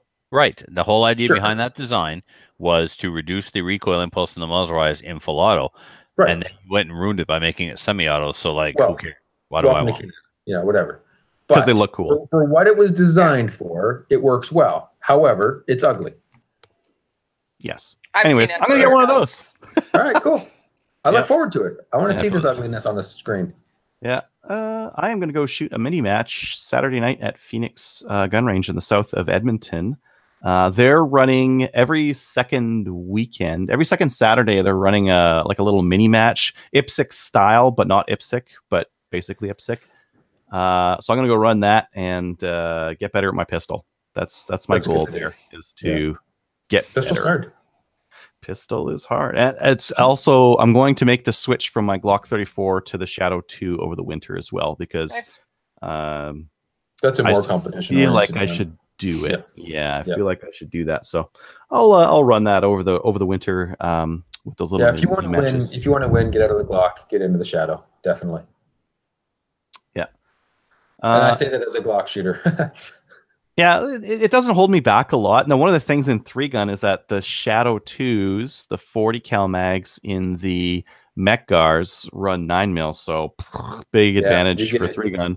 And that's allowed in what you do, right? We can't do that in IPSC. Can't do it in IPSC, but I'll just download them to 10 for IPSC and Exactly. and try running Exactly. those. No, what I'm saying is that's perfect. Take advantage of that if you can. Definitely. Yeah, exactly. So Very cool. yeah, and then I updated our website and social and all that kind of stuff with the new logo. Yeah, looks great. I sent over Nice logo. a logo to like it. Trevor for IG, and it's looking good. A lot of people like like it. that new logo. Yeah, it's wicked. We're rocking some really nice new colors. They're the same colors, Trevor. They're just laid out differently. I knew the second that I said it. Yeah. Yeah. I want to say something more better than colors, but I'm playing a game, and that Yeah, no, we can clearly tell. Yeah. Got the other screen going. Yeah. Or that it's more professional looking. It's very well. Mm. Yeah, it's very good. It's going to be much more easier to print. I should make up some more patches. I should get some patches going. Shirts. Yeah. Does Jason know that all the swag he's getting has the old logo on it, or did I just? I just mailed some today, and I just stuffed it. I just like as much as that box would hold. I stuffed it full of stuff. Yeah. But now it's all collector's items. It is. It's worth more now, if you will. So 0 times 3. Carry the 1 equals potato. Still 0. Yeah. Equals potato. You're welcome. Yeah. No, I think it's wonderful that we had a listener do our work for us again. Yeah, Promised and them a prize package of Slamfire logo branded products. Yeah. And we presented them with the expired logo we no longer use. I think that was the best Slamfire move we've ever pulled. It's very slam fiery. Yeah. We just lost 4 Patreonies. Probably 5. Jerks. Yeah. Anyways, that's it for me. Kelly, what about you? I didn't go shooting. I was in Michigan last weekend with Stacy. It's called what you did this week in guns, not what you didn't do. I know, but I'm just explaining. I was in Michigan. All right, that's cool. What I did do is every month we have an IIT meeting for Project Maple Seed. So we had that yesterday. We got some cool things that are coming out with that. We're going to reintroduce our challenges. Oh, nice. Challenges. So there's also going to be sponsor prizes that people can win. Just letting you know. So that's going to be reintroduced in November, and I'm expecting all of you to shoot it, by the way. Also, I got asked today. Today, United Way happens. So we had a barbecue today, and as I was getting my burger in the 2-degree weather, I was asked to, I had a lady that went to the Napanee gun range, and she was there for the last Ladies' Day event, and she's a really nice lady. She's 65-ish years old. So really nice. So she's, Trevor's age. She's a really, really nice lady. And when Jordan was talking about the whole AR-15, I had her at the AR-15 station, and she was terrified of the AR-15. Remember that you're speaking of the future. Oh, yeah. Anyways. Yeah. You'll find out more about this soon. So the AR-15 station, she was terrified of it, and she got to shoot it. And I walked her through it, familiarized her with the AR-15, and she was super happy with her results. She said, "This isn't scary at all." And I said, "Yeah, I remember the AR-15s they're talking about and how scary they are, and they really would like to ban them and that." And she goes, "Well, yeah." And I said, "Well, that's what you just shot." She goes, "Well, that's not terrifying. That's actually kind of fun." And I said, "That's why we're getting you to the range." So she didn't get post-traumatic stress syndrome by shooting it? No, she's a 65-year-old lady too, eh? I'm not sure that's the demographic we're going for. Doesn't matter. We'll take it. I want the 16, 17-year-old, soon-to-be voter, not soon-to-be dead. But it's another lady to say, you know what, this isn't that bad. That's right. That's important to have those, Kelly. Winning's winning. Whether you win by an inch or you win by a 65-year-old. That is correct. What she did is she was serving me my burger today, and she said, "Hey, Kelly, I have a question for you." And I said, "Yes." And she goes, "Remember when we went to the range?" And I said, "Yes." And she said, "Why would you speak to her like that?" Yeah. Yes. Yes. Yes. Oh, yeah. Yes. Why, yes. She said, the range, would they have something that they could do for the United Way, like offer up a range day or something like that? And I said, it wheelchair accessible? Of course it is. Did you say yes? So I said to her, I've done it before, and I offered it up as a United Way prize. So I'm going to offer it up for my new institution that I'm working at. I will give you guys a range day that you can auction off. The last ones that I've auctioned off were $200 a piece. That's what they sold for. So, and I sold 3 of them. So that was awesome. That's cool. Yeah. Yes. Yes. Yes. This afternoon, I also got an email from the Napanee Gun Range, and they told me to come in on November 25th because I'm officially going to be a member there. I was on the wait list, and now I am going to be a member. That's everything that I've done this week in guns. You should be able to get in as a celebrity member. I'm there often enough. I do all the range days with the ladies. Don't they know who you are? Yeah. Did you try that? They do know who I am, and I don't think that's a bonus, by the way. Charge you more. Yeah. That's why when people are like, "Do you know Kelly?" I'm like, "No." Kelly who? Kelly who? Yeah. Kelly who? Yeah. Yeah. So that's everything that I did. Cool. Upcoming events. Is there anything specific in 3Gun coming up? No. Go to 3gun.ca and check it out. 3gun.ca. Kelly, it looks like there's an upcoming Maple Seed on October 20th. Yep. So there's one this weekend. We still have 3 spots available. Go to mapleseedrifleman.com if you want to come. Where is it? Oh, it's in Woodview, Ontario. So that's the GTA Peterborough area. So go. Cool. And the prices are the same as they always are. 3 spots left, and you get lunch in you get lunch. Go do it. Yep, Woodview. It overlooks the lake. It's beautiful. It is beautiful. I keep calling it Lakeview. So, in the news, get your gun mailed while you can. And I didn't mail Mrs. Hillbilly's, she said, because I was busy all week, and now you're in trouble now. I am. They're gonna do rolling, so just put it in the mail and don't worry about it. It'll get there. It'll get there when it gets there. It'll get there, or one of them will take it as a souvenir or whatever. Yeah, I wouldn't worry about it. I better talk to them and figure out arrangements, see what they want me to do. So, all right. In other news, new gun stuff. Adriel, did you put in these 2 items? Yeah, you bet. Remington announced their V3 TAC-13, which is a 13-inch barreled semi-auto. I think it's their Versamax. It certainly is.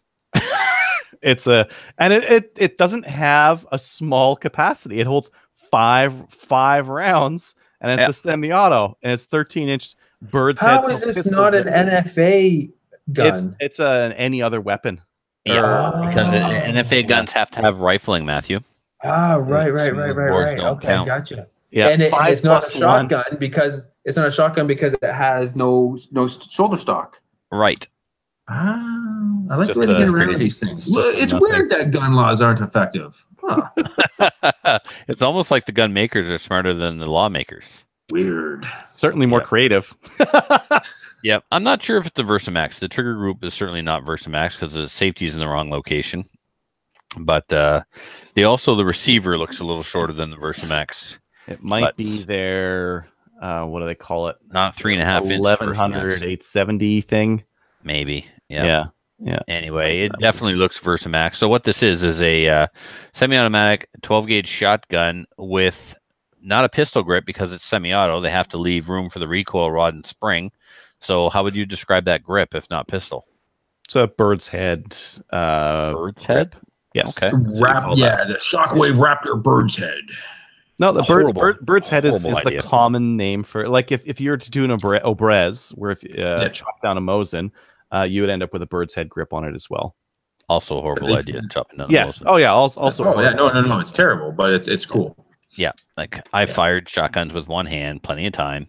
Yeah. And then one day Muffin said, "Here, tough guy, shoot this one-handed." And of course he didn't tell me there was a 3.5-inch Magnum shell in the gun. Right. So the gun just completely blew itself out of my hand. Well, only one round, so just a paperweight blew behind me.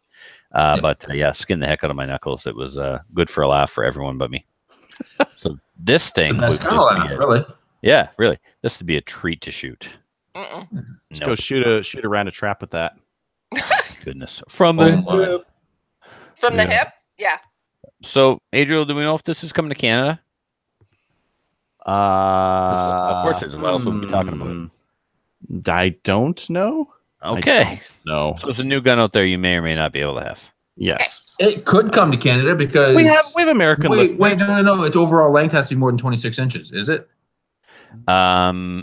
It would still be restricted because the barrel's not, so it wouldn't have. because it's semi-auto, right? Yeah. So it could be restricted, but I don't know if it would necessarily be prohibited, depending on the overall length.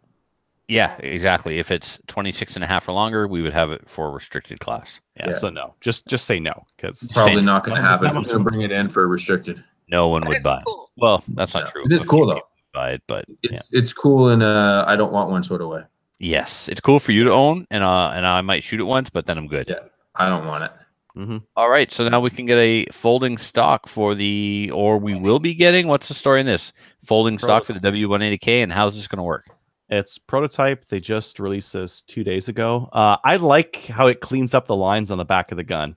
Show me yours again, Adriel. I forget what they look like. Well, it's a buffer tube and that big square chunk in the back under the buffer tube. Yeah, it's got this big chunky bit on the back here. Whereas on that the new one. Yeah, me too. It really does clean it up. It does clean it up. How does it work? Well, they have there's no buffer. There's no buffer. There is no buffer. That's right. I forgot. There's no buffer. There's no It's not an AR-15. It's a silly. Yeah. Huh. So tell me again how it's not an AR-15? Well, you see, Trevor, move on to the next part of the show. Well, then this needs to happen because you're absolutely right, Adriel. It completely changes the look of the firearm, and it's not so. It's the back of the receiver. It just ruins it for me. Yeah, and I like that it drops down nicely, which means you could put some lower profile sights on that if you wanted to run open sights or even a lower mounted scope. And Matthew, the comb is adjustable. Yes. Yeah, because in the folded configuration, the comb is all the way down. When it's extended open, the comb is up, and you got some QD mounts on here. This is a thing that has to happen. Yeah, I would like this. Yeah. All right. All yeahs all around. Kelly? All right. Yeah, that's Kelly. We're all saying yeah, and she says, all right. All right. I'm reading the comments, getting ready. She's saying every crew has a window licker in ours. Yes. Oh, yes. Okay. All right, time for the main topic. Once again, I'd like to thank Jordan Bonaparte, cousin of Napoleon. Is he really? Yes, they're distant cousins. No. All right, don't blame me. I don't care. I believe you. That is cool. That was I'm impressed. No. That's neat. And Now, Kelly will say, I hope he stands every now and then with his hand like in his shirt sort of the way that. well, even when he does stand, you can't really tell because he's a little guy, kind of like the original. Yeah, exactly. Actually, no, he's probably 6 feet tall. But wow, okay. Thanks for that, Matthew. No problem. Thanks for helping me ruin the show. I do what I can. That's cool. I didn't realize he was an actual relative. Bonaparte. Yep. Yeah. So yeah, I mean, it's a pretty popular last name. I mean, absolutely. Yeah. You're legitimately the only one I've ever heard with it besides Napoleon. So, but yeah, some of the listeners already are fans of the Nighttime Podcast. If you haven't heard of it or haven't checked it out yet and are a fan of true crime and weird stuff, definitely go over check it out. Yeah, definitely check it out. So, I mean, if they've listened to us, they're a fan of weird stuff. So yeah, they would definitely like it. Absolutely. It's in their wheelhouse. Even if you don't like us, you would probably like that because it's better than what we are. Absolutely. Well, he's going mainstream. We're not. That's certainly true. Yeah. So we were almost there once. We were on like a fancy network, but it was like Reno Viola. It was cool. It was just restricting. Yeah. Paperwork. Well, like he said, it's a real pain in the butt for him, but it's worth it for him to get that exposure. Yes. Because that's how artists get paid, is with exposure. Yeah. Yeah, that's it. Oh yeah. Kelly, do you have the YouTube open? Yeah, I do. All right. Any feedback there for us? Some questions we can answer? Sure. Dave Williams wants to know if you're going to be doing a black badge or a Furlachi course at Woodstock. Yes and yes. Okay. Eventually, for sure. Yep. We also have Derek Merriweather. He's asking about the red dot that you have on your... It is a Spark AR2. Right. I told him you were a gamer, so that's why you have it. Absolutely. Spark 2. Spark 2. I don't know if it's Spark Air, but Spark 2. Yeah, I read that comment. He thought that shooting trap with a red dot would be cheating, and you were right. It's not cheating, it's gaming. Thank you for that. That's appreciate the support. Richard Bone joined us as well. Just wanted to say hi to him. Yay!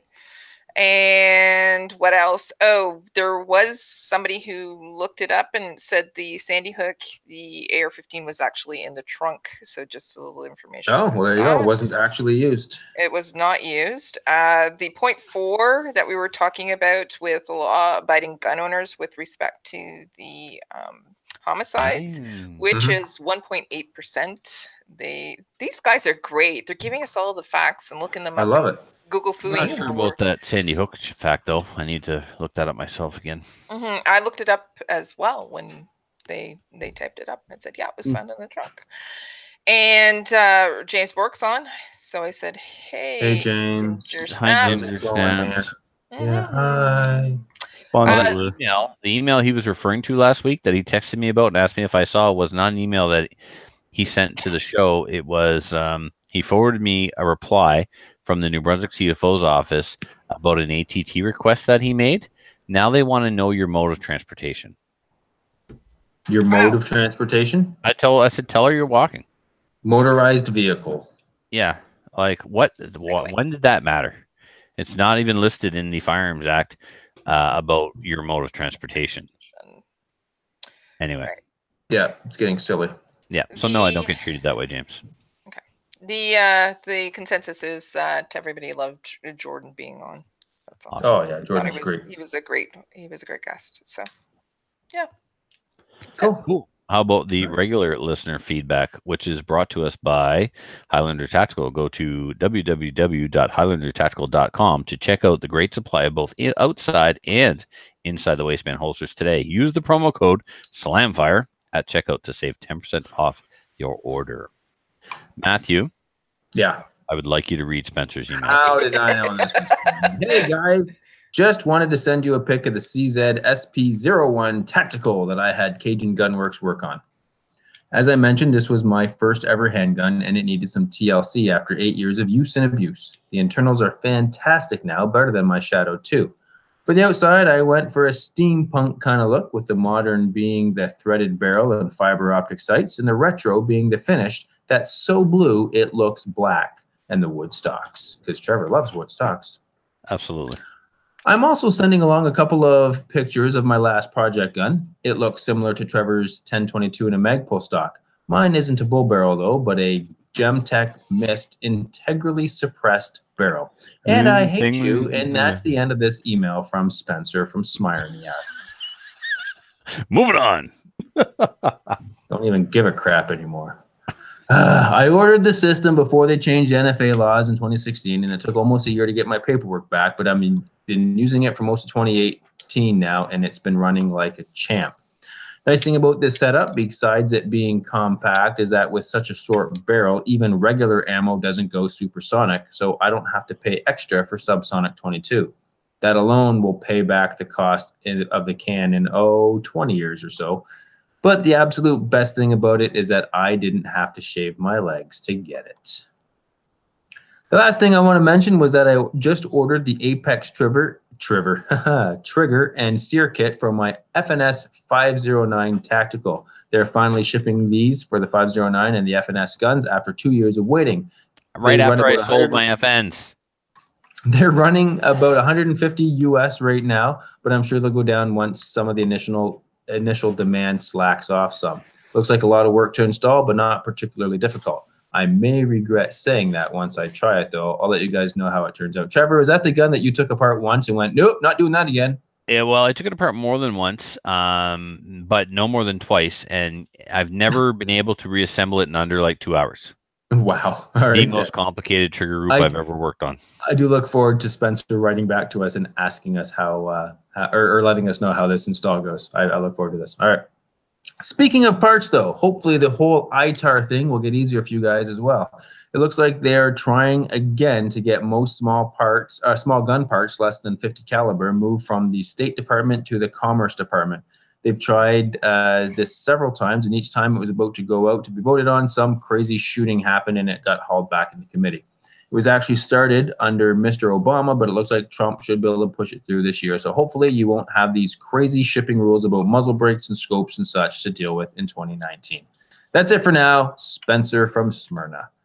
Thank you, Spencer, for that, and we still hate you for owning a suppressed 1022. Yes. Matt should know better than to talk about Steve Lee writing Time to Get a Gun.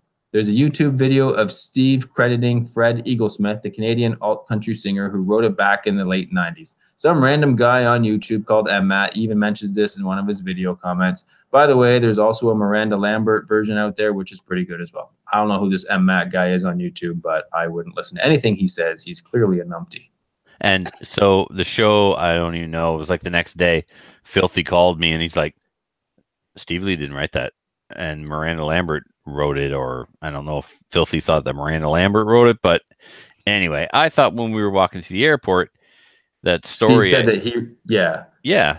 I think Steve told us a story that the songwriter had. So I think we just confused the story. Steve didn't say that he did it. He told us what the process that the songwriter went through, and we just mistook it and misremembered it and thought that it was Steve that had done it. But hearing that now, yes, that's absolutely right. I do know that Steve Lee didn't write that song. I remember that now.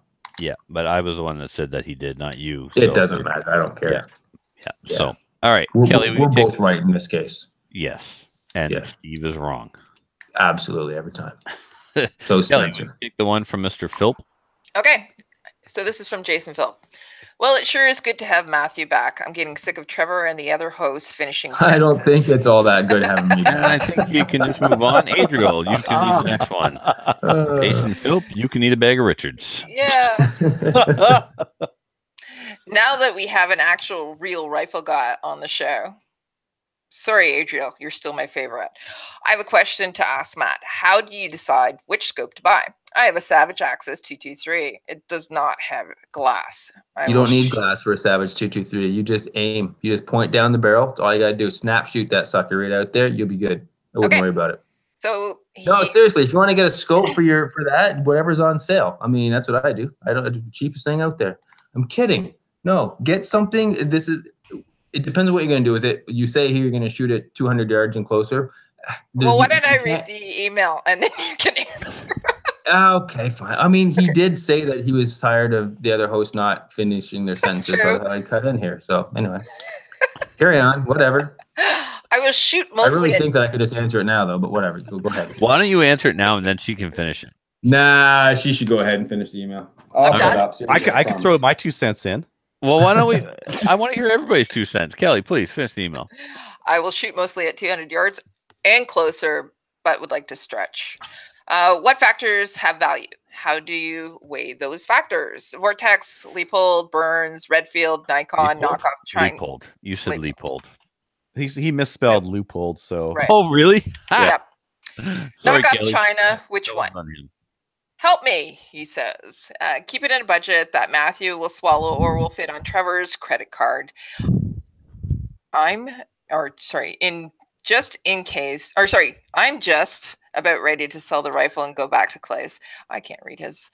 Anyways, also, please tell me which bipod to buy. Atlas, Harris, or knockoff from China. Kind regards, Jason. By the way. Well, if he's got a Savage Axis 223, it does not have glass. Put some optics on it and you might hit what you're shooting at. Oh, that was a waste of everyone's time. What are you talking about? Kelly, you were saying the email wasn't done yet? No. Please. That's okay. Cry. Come on, you can do it. By the time you read this, my wife will be taking the course for her RPAL. Which course? Intercourse? What course? RPAL. Oh, the RPAL course. And we have upgraded the family status with CCFR. By the way, Leonie, you're awesome. It will be nice to miss Bulvar, but he hasn't been gone long enough. So that's Jason's funny. Jason, I would jump in here and say that you should just go ahead and get a Vortex scope of whatever fits your budget. Vortex makes good scopes. Okay, but what power range? What objective? Listen, Trevor, shut up. So I have to finish my sentence. Wait, you're interrupting me. Is there any way to hang up on this? I know, right? I would love to hang up on. Oh man, I miss friggin' Skype. So did you hang up on me, or? Get a 3-9? Is that the idea? Yep, get a 3-9. Yeah, get a 3-9 by 40 or whatever. I mean, it really, honestly, if you're just shooting this 200 yards and closer, and maybe every now and then you'll shoot a little bit longer, just get anything that's Vortex that fits your budget. It will be fine. Honestly, it's not about the scope; it's the shooter. You're not shooting low lights. You don't need super awesome, super high duper quality glass. You're not shooting long range. You don't need to worry about objective focus or parallax and all that stuff. Just go get a good scope that's decently priced in your budget, and you will be fine with it. I promise you. It sounds like you're describing a Crossfire 2. Yep. Mm-hmm. That's what I would get. In fact, that's what I have. He did throw out Diamondback.